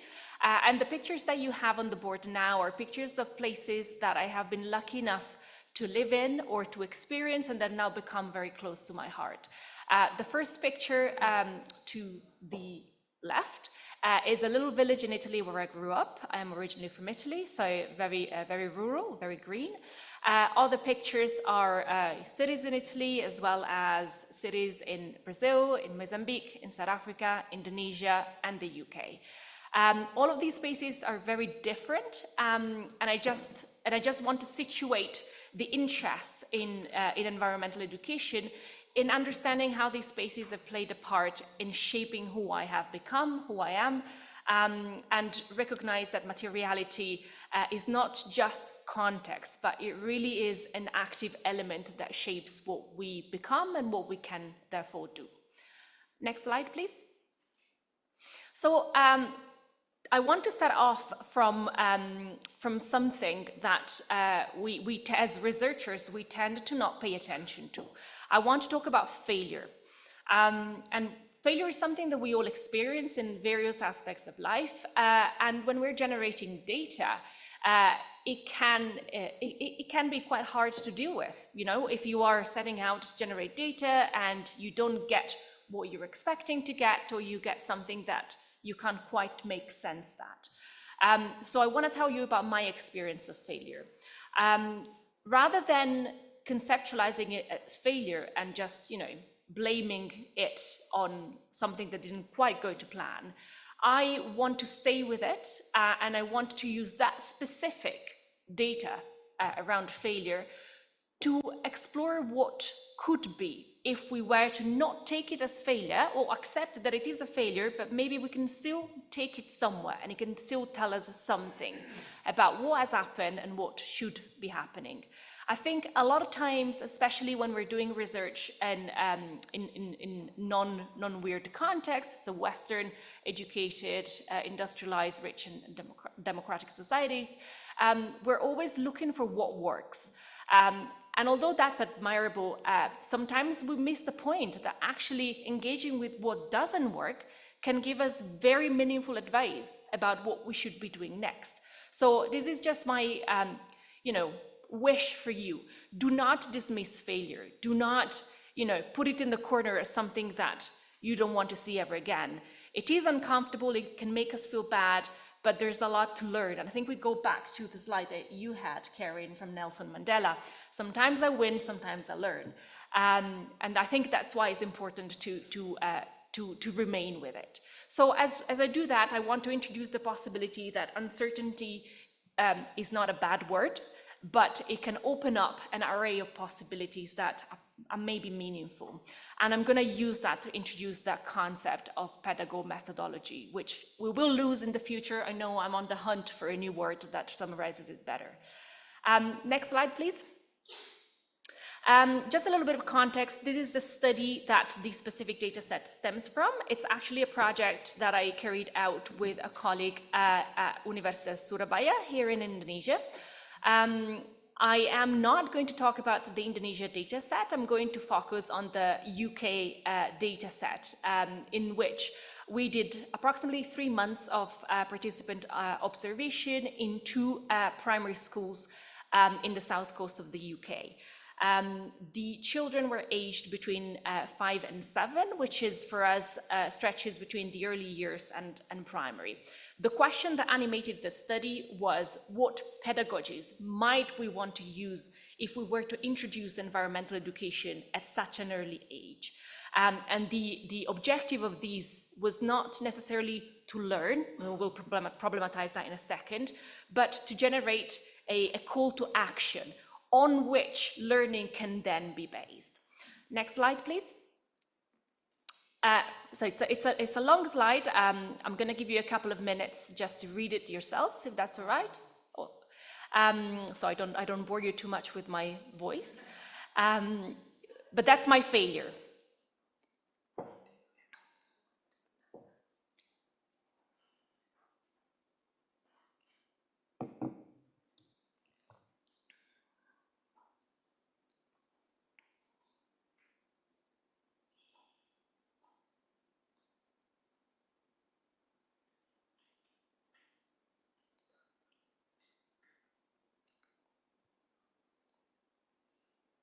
So just to give you a bit more context, we did an after-school club with kids. So we would go every week, once a week, and see them at the end of the school day. So that's 3:15 until 4:30, more or less. We had a few good sessions with the kids, so they were really engaged. We brought in a weather station, so it's a little machinery that tracks, temperature and rainfall and wind, and we left it in the classroom. And when we came back, and the teacher's like, "Oh, the children are really keen to use it every day. We use it for maths." So I was like, "Well, that's absolutely fantastic. See what I'm going to do? I'm going to track the data from a weather station in a city nearby, which is now closed, but we've got 150 years worth of data. And because they're so interested in the weather station, I'm going to share the same data from a national weather station. And we're going to use to start thinking about the differences between weather and climate so that we can use it to introduce climate change. Win, right? That's going to be perfect." And then this happened. How do you think I felt? Good, bad? Panicked, yes, that's possibly the word. So I came home that day. I was really upset. I didn't know what had happened. Clearly things didn't go to plan. Was I to blame? The kids were tired. It was very hot that day. Was it that? Fine, let's forget about it. Next week it will be better. So I kept telling this to myself. Next week it will be better. But actually, maybe there is a different way to see things. So next slide. I started to Google uncertainty, and these are a few pictures that came up when I did so. What do you think of these pictures? Are they feel-good pictures? No. So uncertainty is not a good thing. It's colorful, yeah. One of them, because the guy's about to die under a wave. There's a bunch of words there: unclear, disoriented, confused.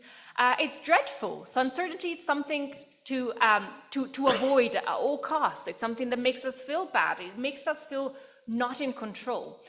And I was looking at this saying, okay, fine, I was right. This is something to forget. That day was, not something I want to think about again.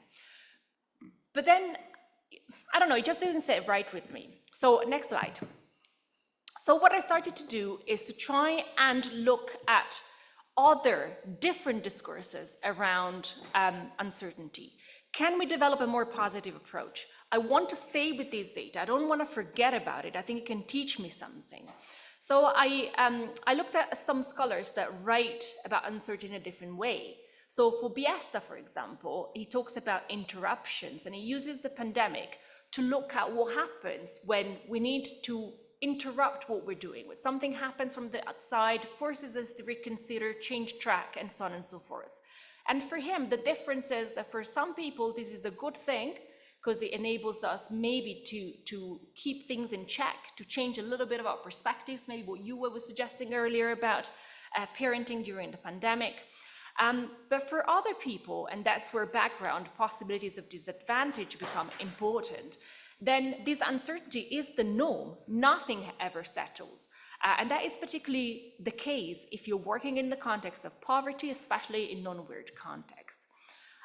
For Schoons and Serling, uncertainty is what happens as a consequence of that. There is an interruption, something that plays havoc with what we're doing. We need to reconsider, and we don't know what we're doing. But as a matter of fact, they say, uncertainty is much more normal than certainty. Actually, it happens a lot more than we think it does. And we have kidded ourselves into thinking we're always in control, we always know what is going to happen, because the truth is we don't. For the most part, we don't. I use this concept to think about climate change and use Kirby, Villani, and Webb to think about how climate change is interrupting our societies, interrupting our expectations about the future, and therefore forcing us to think as educationalists, we need to prepare younger generations for this uncertainty. We cannot transmit this idea of, everything is sure, because it's not. It's really not. We don't know how things are going to be 20 years down the line.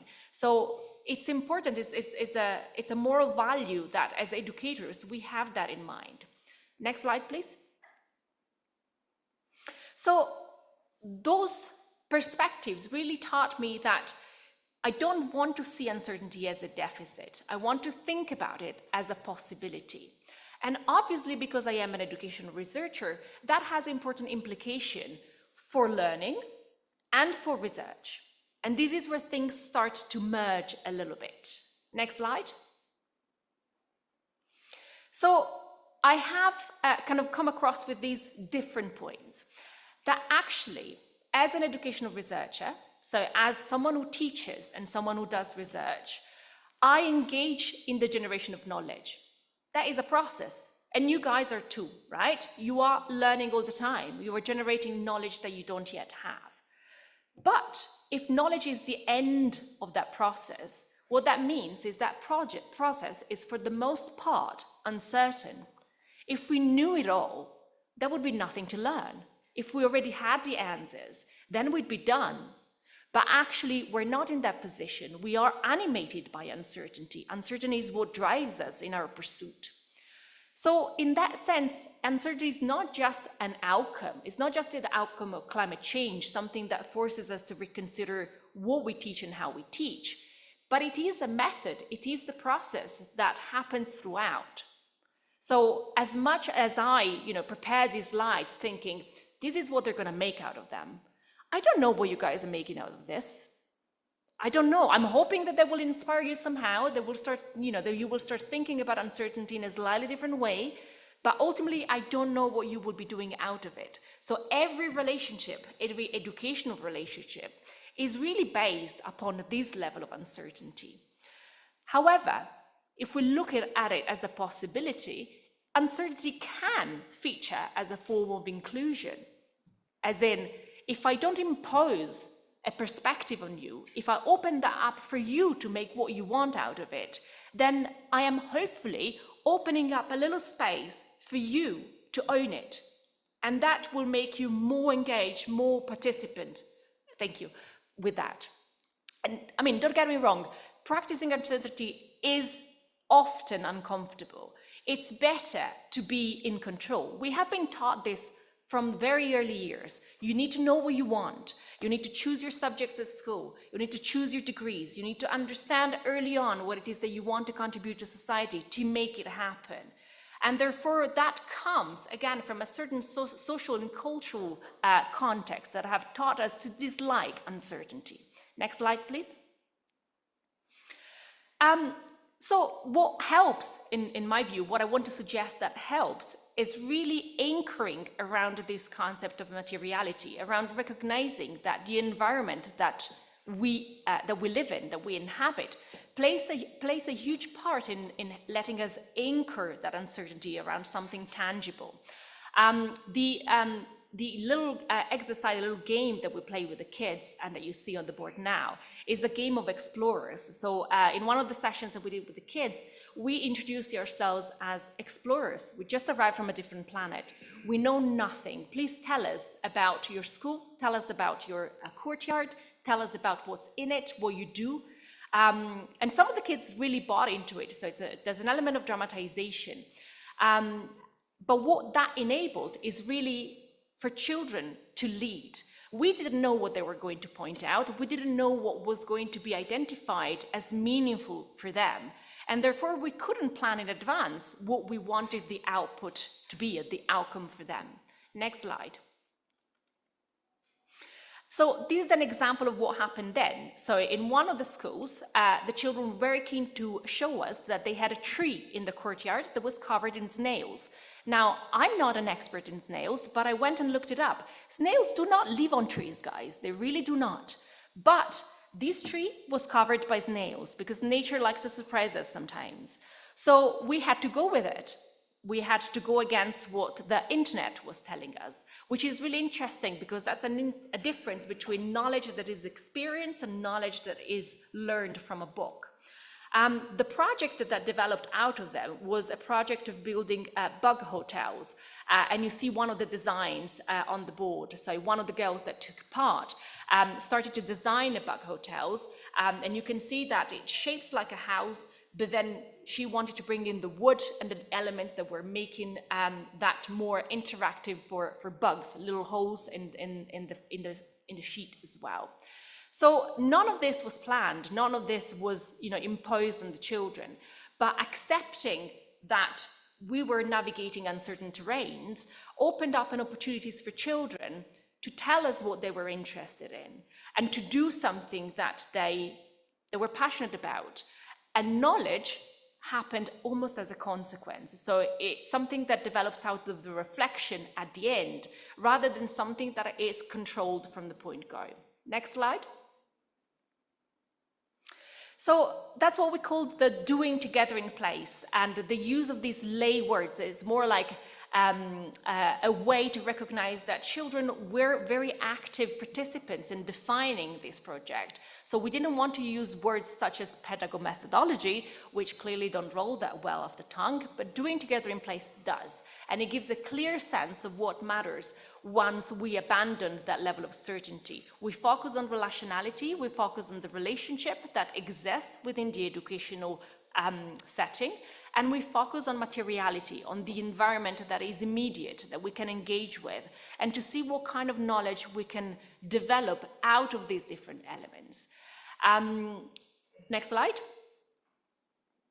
So I want to end with that term, just because I'm playing with it. So this is my chance to see what you think of it.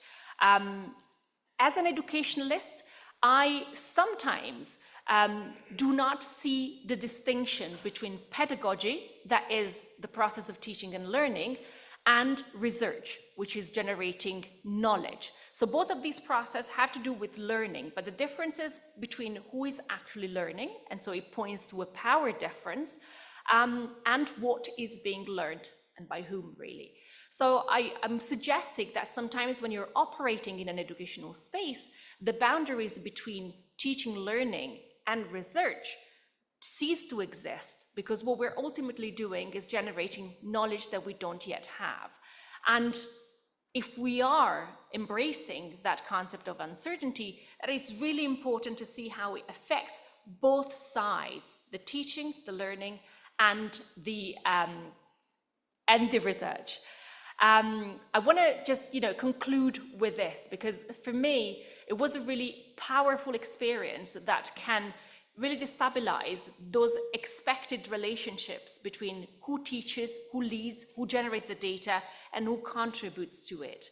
If I don't set any boundary around what data should look like, then there is a possibility that my participants will be able to define what that means for them and actually develop something out of it that might mean something for them that is different to what it means for me.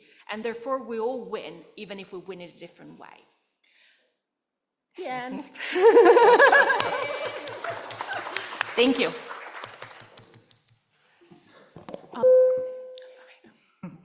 All right, thank you so much, Prof. Francisca, for the insightful lecture about the uncertainty as a method. That's kind of interesting topic, right?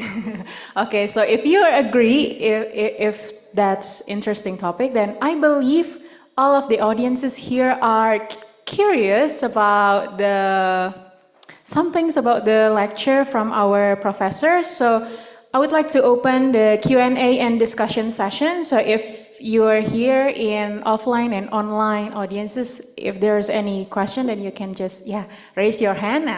I see one beautiful woman here with glasses. You just can stand up. And do we have microphone, or you just need to just...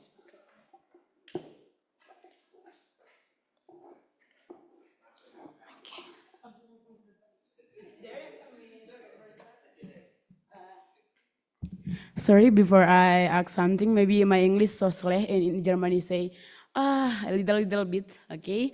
I have 3 questions to Professor Karin Dixon, 1, Professor Devia Bana, 1, and the last one to Professor Francisca Selfie, because to Professor Yue Shu, I think like our eyes same, but our knowledge more. I wanna mengejarmu lebih lagi is earn from knowledge. Okay, it's okay. The question number 1 for Professor Devia Bana. I wanna ask like before that I will introduce myself. My name is Lisbeth. I come from Sumatra, but I am as a teacher and I'm a student for postgraduate from Mubiar and Mamtina research, but I don't know, it's super difficult. I see so many children in Indonesia, and I go to China in 2023, and I see so many in my experience. I have increasingly entered children who express gender in ways that differ from prevailing social norms. At the same time, LGBT issues have become more prominent, even within the context of child development and education. As a teacher, I often find myself in a dilemma. Sometimes I see boy like a doll and girl like soccer. I don't know what happened. I like maybe a lady hobby. And my question: how should we as educators respond to children who express gender differently from social norms? Isn't approach or psychology healthy to attempt to restore their identity, and how can we balance this with respect for their child psychology development and the cultural values of the community? Is it clear, or I don't know, aku membaca in Indonesia maybe masih my tongue, I don't know. Okay, so how do you guys understand about the question? I do. All right. Okay, thank you, Mr. Okay. So, such an important question, and it relates directly to the idea that our ideas about how we should live and be are not fixed. Yeah. Secondly, that as your question about how you should respond to this difference means that the difference does exist. And the question that I raised in my slide was, what are the effects of our thoughts and who gets left out? And it's precisely what is being left out that you are now alerting us to. How do we deal with it? In terms of the psychology, a very traditional psychological approach would mean a deficit approach, individualizing the problem as being deviant, as being non-normative, as being out of order of the norms, and therefore to correct, to bring in expert psychologists to a pathway of what we would consider normality. I think the important thing is that even in your recognition of difference means that difference exists, and how you respond would mean in relation to respect, in relation to defying the norms which would say the boy has to play soccer.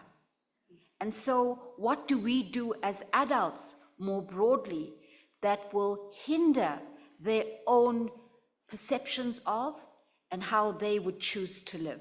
And I think it would be respect for and an engagement with difference. Thanks. Okay, thank you, Professor Deviana.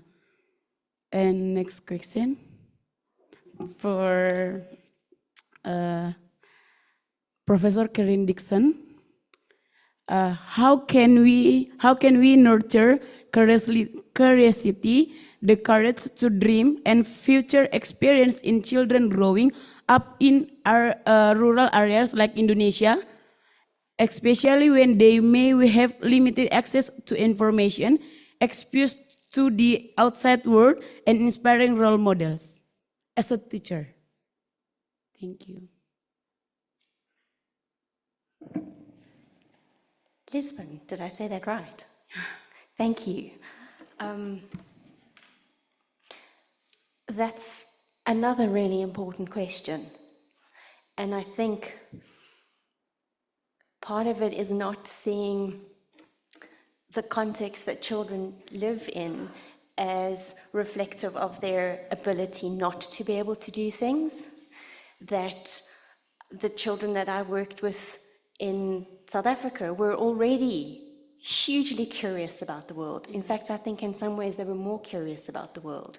And they're able to see small things and big things. They had big dreams. And I think maybe sometimes it's us who limit the possibility of children because we're expecting them to be one thing. And actually, in front of us, they are dreaming, imagining, creative, embracing the world and wanting to learn more. And I think sometimes as teachers, instead of encouraging it, we shut it down. And I think we have to be asking ourselves as educators, what are our expectations as adults squashing as opposed to nurturing and growing? And so I can't answer for Indonesia, but I think I can answer for us as human beings. It's part of that respect for everyone, including children, and thinking about the kinds of things that interest them, and then finding ways to make things happen, and using our knowledge and experience to support the learning rather than to impose the learning. Okay, maybe I describe my experience to children, and then they imagine how to become the future like that, or? Will you say that again for me, please? Sometimes like to inspiring the children, like in the rural. I'm come from village, the little village, and then I describe how about me like that, and then how to inspiring them like you can become like me. Look at me, how to I process in my education like that. It's not maybe like make like to like become a role model like that. Look at me like that. Okay. I think you're right. And I think what was really interesting about the project work is that the rural is not separate from the urban. People leave rural areas, they go to work in cities, they study, they have degrees. Sometimes they come back, sometimes they don't. But the stories and the families are connected. And so there's always somebody who's studying at the university. Parents are proud, people know in the community, and we have to start thinking about the ways in which, the stories are part of how we support children. Okay. To imagine differently. You did it. You're here. So you are a role model. And those stories, we have to encourage the telling of stories from not just urban to rural, but rural to urban. It goes both ways. Thank you. So, thank you. And the last question for Professor Francesca. What are the first steps we should take if we want to begin a journey as researchers? Because I'm newbie now. I don't have like thinking like researchers. I just wanna like students, postgraduate. But how to become researchers, especially coming from a background as a rural teachers or postgraduated, and how can we sustain our researcher spirit amid limited access and resources? And this is the problem maybe. Yes, absolutely. I think research starts from you. I think, and that's why, when I started my talk, I had that slides with the pictures. And I always think, actually, the research that I'm doing now, in many ways, is also an outcome of the experiences I've had in my life. And obviously it depends on what type of research you want to do. I'm a qualitative researcher, so I do follow my passions, and I have enough freedom to decide that I'm interested in this topic, and within that, I want to try and achieve something positive. But how I do that is something that I can get to define. If you were interested in becoming a quantitative researcher, for example, that would be a slightly different perspective. So you would be working a lot more around gaps that exist in our knowledge. And it's about developing methodological expertise that relies on numbers rather than, perceptions or experiences. So there are questions about what type of research, but I think your first question really is, what are you passionate about? If you were to say, I want to change the world today, how are you going to do that? And it doesn't have to be something major, but I think that gives you a little bit of an insight into what you're interested into, because that's the change that you can achieve. Okay, thank you.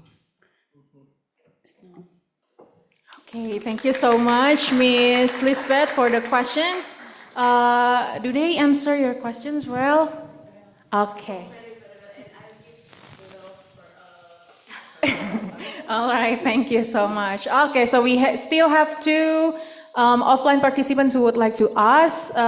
Perhaps I will give to the Ibu with the blue veil. Bismillah. Bismillahirrahmanirrahim. Thank you for the lecture. It's very nice. I have two questions, but first I want to give a commentary.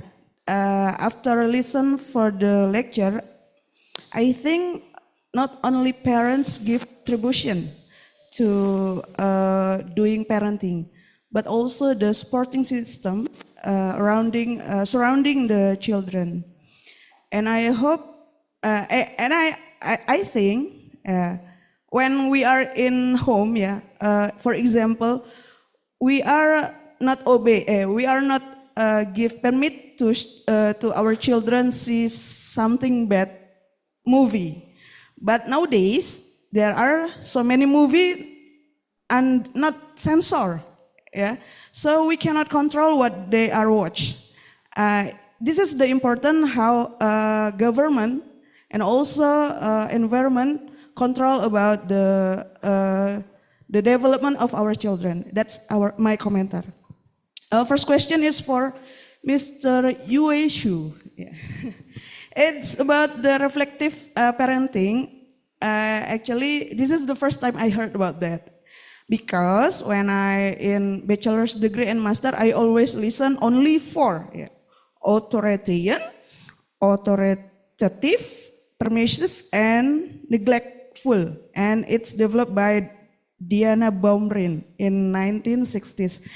Is reflective parenting is developed for the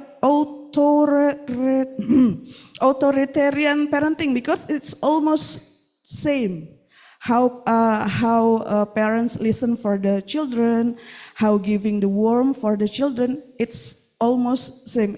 Or is it the developing by the style, or this is a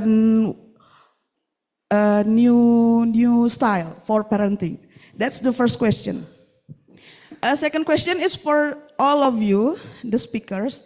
Lately, I read that many civilization in Europe and American is underpopulation.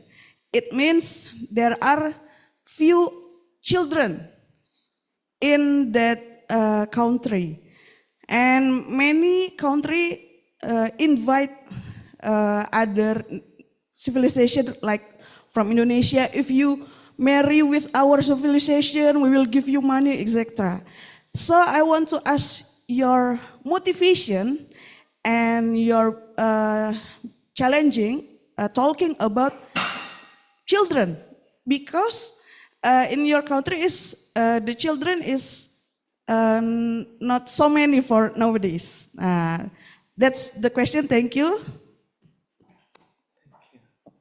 So, so maybe I will answer your first question. Thank you so much. That's a really good question. So for me, authoritarian parenting, neglectful, so those are parenting styles.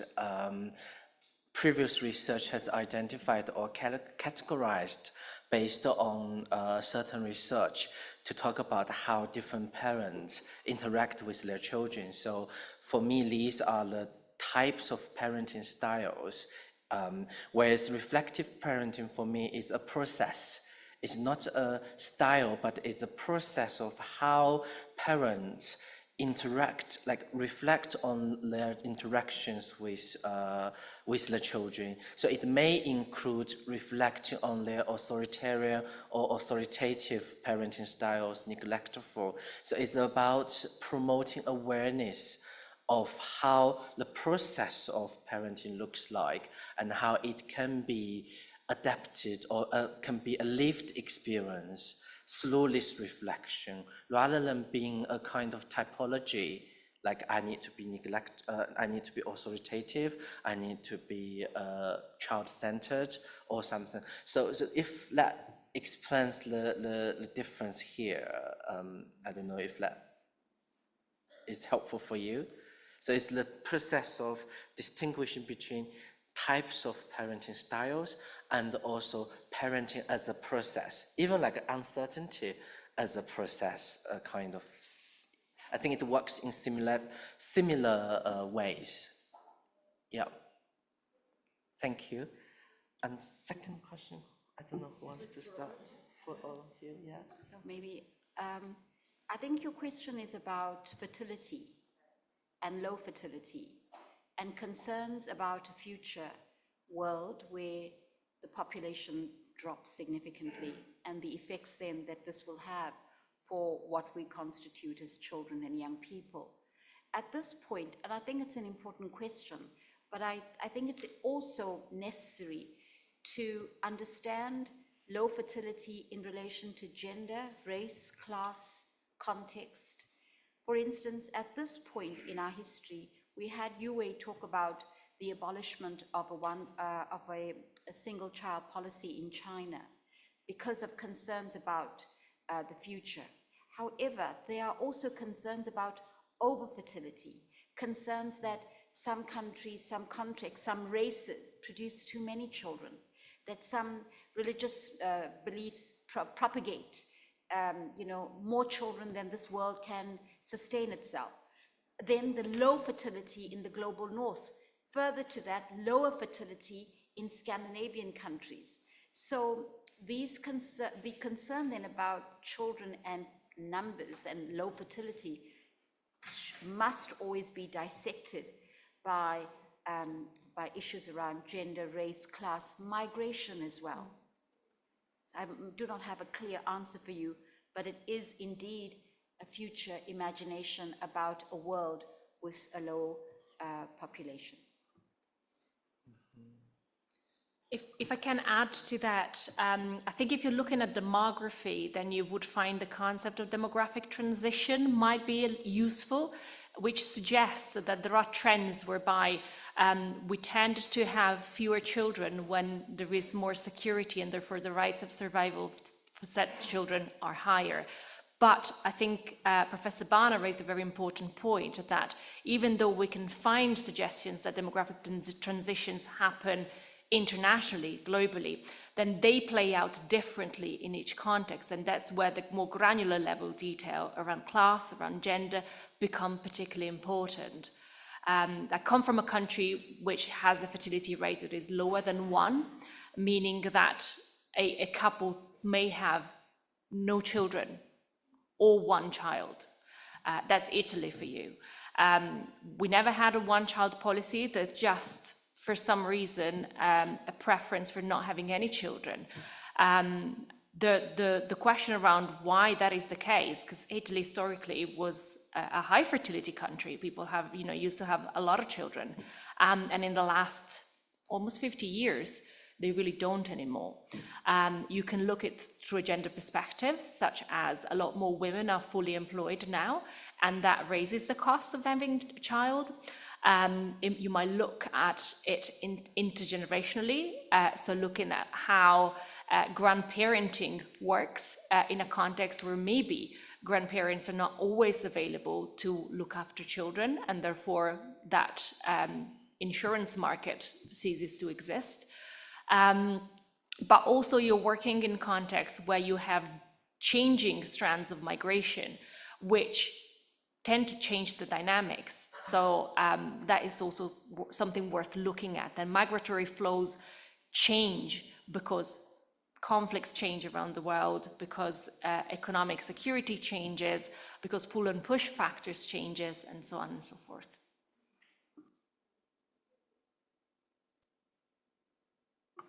All right, thank you so much. Do they answer all of the questions, Miss? Okay, thank you so much. All right, so because we also have online participants here, and there's one question from one. All right, let me read it for you.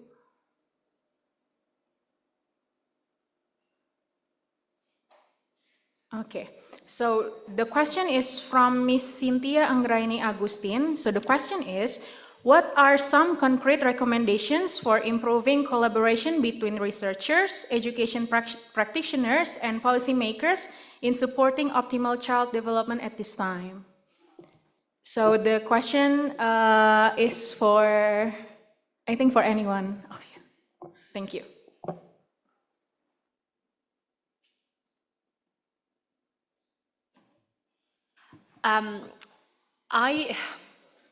Really interesting questions. So I think the answer will inevitably need to take into account context. So for example, if I can bring some insight from the UK, I think that is a context where it has become increasingly difficult to work with practitioners as researchers. And that is because the teaching sector is under particular strain, financial workload. So teachers are in general very overworked and with very little time to do anything beyond their allocated workload. I don't think that is the same in other countries, though. I think maybe you have insight from China, South Africa that might be useful here. Yes, for me, context is very important. So my key research is also about gender and about challenging gender stereotypes and norms in the Chinese context. So I never expect my research will influence policy in China because of the hierarchical and very traditional hegemonic masculine context. So my approach is more focusing on teacher training. So I work a lot with teachers to focus on the everyday practice in terms of how what they do would be able to disrupt a little bit of gender stereotypes. So I think contextualization is really important in terms of understanding the work you do and the pathways into impact, if we use that word. So yeah, so in terms of the question itself, like for me, I think for us, always in the UK context, the requirement is when we go for any research funding applications or publications, we're always required to think about pathways into impact. That's one thing we need to think about. What is this education for, and what the knowledge, how the knowledge being produced by the research can be used for practical and political implications. So that's one thing. And then the other thing is we're also encouraged to collaborate with sectors, industries, and professionals, practitioners, we use that word in the UK, in that kind of research. So we do a lot of practice-based inquiry, which actually are coming from the real-life problems experienced by teachers, but also by ourselves. So for me, another thing to be an advice is also in social sciences, including education. I always think the research problems are actually from our own lived experiences. And because of that, it somehow almost naturally links to real practices, and you will find pathways interconnecting with the real life practice because of where the motivation of that research comes from is already motivated by that. So that would be my thinking, yeah. I agree with everything that Yue said, but just to add that this is sometimes a long-term process, and not every piece of research has to be a collaboration or has to land up with policy making, that sometimes there's particular reasons for understanding particular issues, and it's okay sometimes that the research is small, and if you think about it as a long-term project, that sometimes you have to set the foundations to know what you need to know what the contextual issues are before one starts to work with other organizations or to work with policymakers. So it's one way of doing research, but I don't think it's always the only way that you can make a difference with each other. So I think sometimes thinking about a long-term plan rather than an immediate, that every single project has to do that, you can build towards that, is something also to think about. So research, and I guess countries across the world, invest a great deal of money and funding towards research that will produce knowledge that can change our lives. And so I guess the question is about how can the collaborations, the research that is being conducted, speak to science engagement and scientific impact. And again, it depends on the area of research. Producing knowledge is in itself really vital. Knowledge that can alter how we think about the world. That to me is a small step towards changing humankind. But I do believe that our impact, being present here today, is how we could understand impact of research and how it may shift mindsets in terms of whatever research we're conducting. So I think there's a strong push towards ensuring that research translates into impact and transformative agendas, but we also need to understand how to measure impact. And today, I'd like to ask, how do you measure the impact of our presentation? That is indeed an impact. All right, thank you so much for the answers, Profs. I hope that answered the questions from Miss Cynthia about the concrete,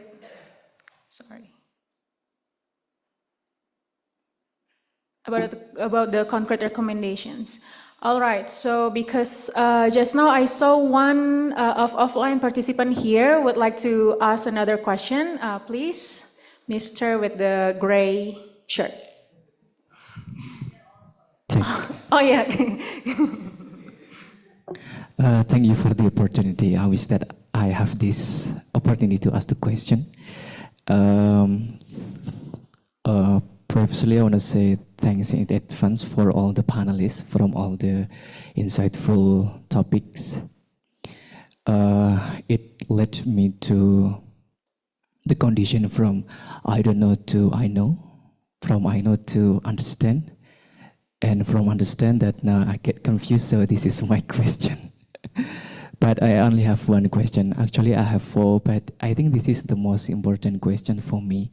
Even I know this is a simple question, since this question relates me so much. So the question is to Prof. Yue Xu.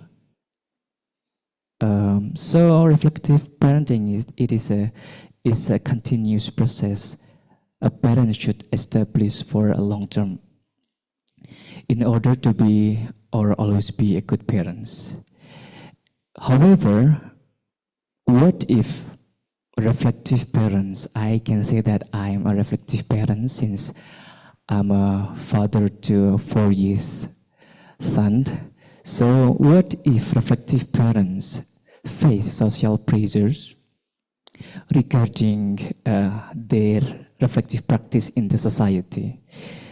For example, within the parent community itself, because it is quite challenging for reflective parents because usually it creates a sense of being alienated from the community, since I live in a rural area and everything that I do as a parent, when it is a little bit different, so they will get, are you sure you do that? You are a parent, like, why you treat your son like that? I don't want to answer that to them, but I just say that sometimes you will understand that the thing that you do is, for me, inappropriate. The things that I do, I have the reason why, and I think that is better for me as a parent, and it is better for me. It is better for my son. So my question is, what if being reflective parents face social pressure regarding their implementation that obviously different from the society? That is my question, and this question comes from the field, from the real condition. Thank you, and Assalamualaikum warahmatullahi wabarakatuh.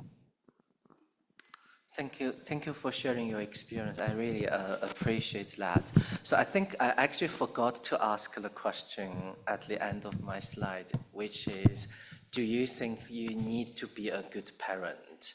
So I think when we talk about reflective parent, a key here is to disrupt the expectation or the norm that you have to be a good parent, or even if you want to be a good parent, there is a flexibility, or we're promoting the empowerment that you decide what is good, as you say, like what you think is good for yourself and for the child. So I think that's the important part here, which is to disrupt and problematize the standards set by the society.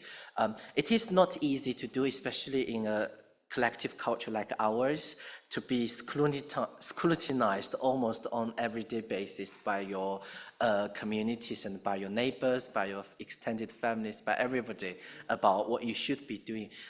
So for me, I think the kind of things to bear in mind is, first, it is your life, it is also your child's life. So I have to say one of the key things is to engage the child themselves in the process of decision-making, in the process of living the pressure and experiences, acknowledge them as active participants and equal participants in that process. So that's one. And then the other, I think, is also seeking community support. You mentioned community, and I'm sure there is an important community of practice that could be established in a way that may have the potential to disrupt existing norms.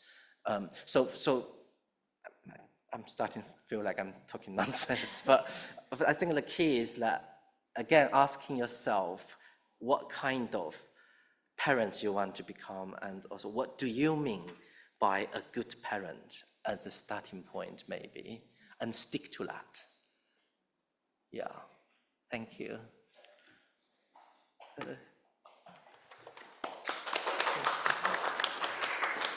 All right, thank you so much, sir, for the question, and thank you so much, Dr. Su, for the answer. All right, I think because we have time limit, it's 10 minutes more to our closing session. Therefore, I would like to give a little wrap up about our general lecture here with our 4 scholars. So first of all, just now, Prof. Divya Bana highlighted the need for a decolonized, gender-sensitive education that challenges violence, empowers all genders, and aligns with global goals for peace and equality. And then our second speaker, Prof. Dixon, reminded us that foundational learning is relational, dialogic, and deeply tied to language, identity, and access, especially in rural and global contexts. Also, our third speaker, Dr. Su, emphasized the importance of reflective parenting urging a move away from universalized ideals toward culturally grounded, self-aware family practices that adapt to changing societal demands. And our last speaker, Prof. Salvi, also invited us to embrace uncertainty as a valuable pedagogical space where failure and unpredictability are not shortcomings, but opportunities for shared learning and innovation. So together, their contributions underscore that education is not merely about delivering knowledge, but also about co-creating meaning, challenging injustice, and preparing learners and communities for futures that are uncertain but full of possibility. Allow me to deliver it in Bahasa Indonesia for short. So, tadi ada 4 pembicara kita, ada Prof. Divya Bana, ada Prof. Francisca Salvi, Dr. Su, and also Prof. Dixon. Keempat pembicara ini memberikan pandangan yang saling melengkapi tentunya tentang bagaimana sih pendidikan itu perlu diubah agar lebih relevan dengan tantangan masa kini dan juga di masa depan. Generally, secara umum mereka juga menekankan bahwa pendidikan itu tidak cukup hanya fokus pada hasil atau pengetahuan saja, namun pendidikan juga harus menjadi ruang untuk keadilan, refleksi, kerjasama, dan keterbukaan terhadap perubahan. Prof. Bana barusan menyoroti pentingnya pendidikan yang berperspektif gender, aman, serta mampu melawan kekerasan berbasis gender. Ia juga mendorong cara berpikir yang lebih terbuka dan tidak kolonial. Dan juga ada Prof. Dixon tadi menekankan bahwa pembelajaran terjadi melalui dialog dan juga hubungan antar manusia, serta pentingnya akses literasi digital yang adil khususnya di daerah yang rural. Yang ketiga, ada Dr. Su juga membahas tentang pengasuhan reflektif atau reflective parenting, yaitu bagaimana cara orang tua dapat berpikir ulang tentang peran mereka, terutama selama pandemi, dan pentingnya memahami konteks budaya dalam pola asuh. Dan yang terakhir, ada Prof. Salvi yang mengajak kita untuk melihat ketidakpastian atau uncertainty bukanlah sebagai suatu kelemahan, namun juga sebagai peluang belajar. Beliau juga memperkenalkan pendekatan pedagometodologi yang menyatukan pembelajaran dan penelitian sebagai proses yang saling berkaitan. Dari keempat pemaparan tersebut terlihat bahwa pendidikan yang kita butuhkan saat ini adalah pendidikan yang inklusif, reflektif, dan juga siap menghadapi masa depan yang tidak pasti atau uncertain, sambil tetap berpijak pada nilai keadilan sosial dan juga partisipasi dari semua pihak. Alright, maybe it's 10 minutes more to closing, and I would like to give one last word maybe to all of the speakers if you have a closing statement. You may deliver it. I just want to say thank you to you for being a great moderator, and the summary in the end is really great. Thank you so much. And also thank you to all of you for being very engaging. Okay. Yeah, to our host as well.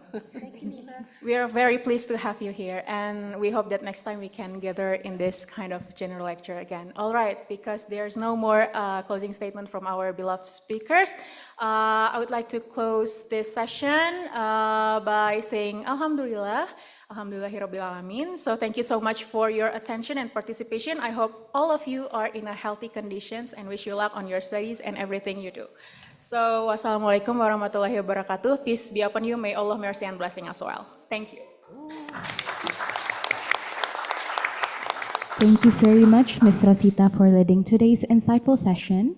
And thank you to all of our speakers for the enlightening presentations and discussion. Ladies and gentlemen, we have now come to the token of appreciation session. As a symbol of our gratitude, plugs and souvenirs will be presented to our distinguished guest speakers. May we invite the speakers to make their way downstairs. Will be processed downstairs. And the tokens will be presented by Dr. Tina Hayati Dahlan as Vice Director of the School of Postgraduate Studies and Professor Dr. Mubiar Agustin as the Head of the Educational Psychology Study Program to each of our guest speakers.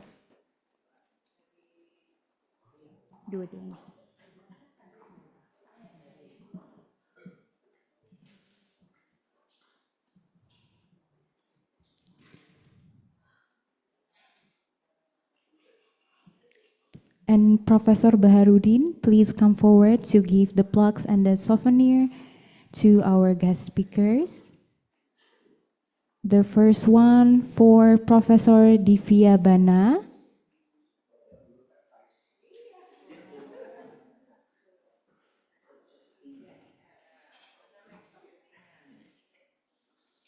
Thank you so much.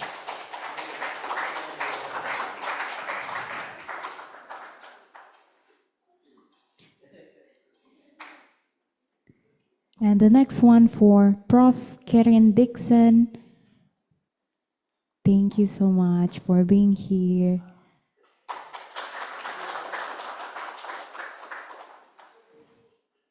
And the next one for Asok Prof. Yue Su. Thank you so much.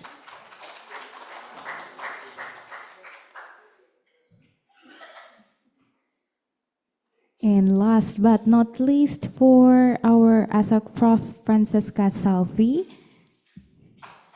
Thank you so much.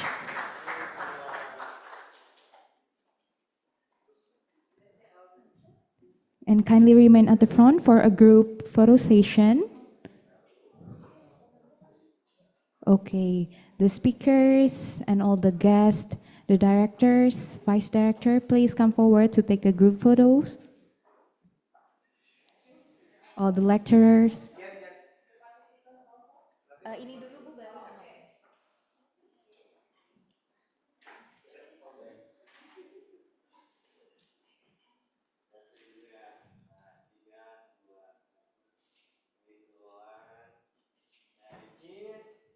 Cheese. And with all the participants, please come forward.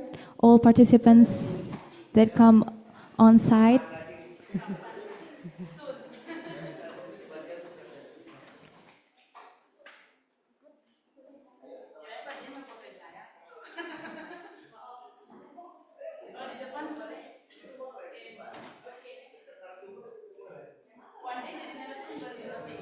Ayo berdiri di atas aja kali ya.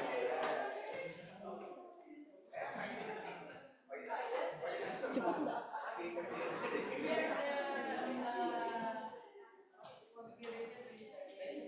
Ada yang boleh naik ke atas? Yes, silakan.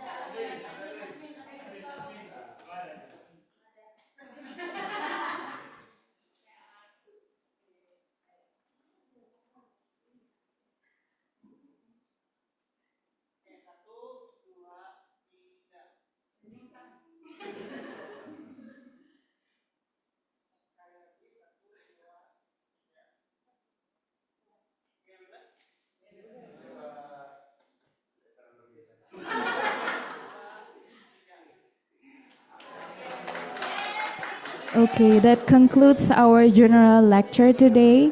Thank you to all speakers, moderator, committee, and participants for contributing to the success of this event.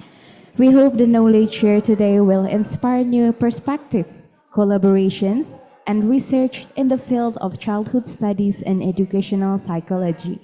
I am Mima, and it has been an honor to be your host. Please accept my sincere apologies for any shortcomings or mistakes during this event. Thank you so much for your kind attention. See you next time. Wassalamualaikum warahmatullahi wabarakatuh.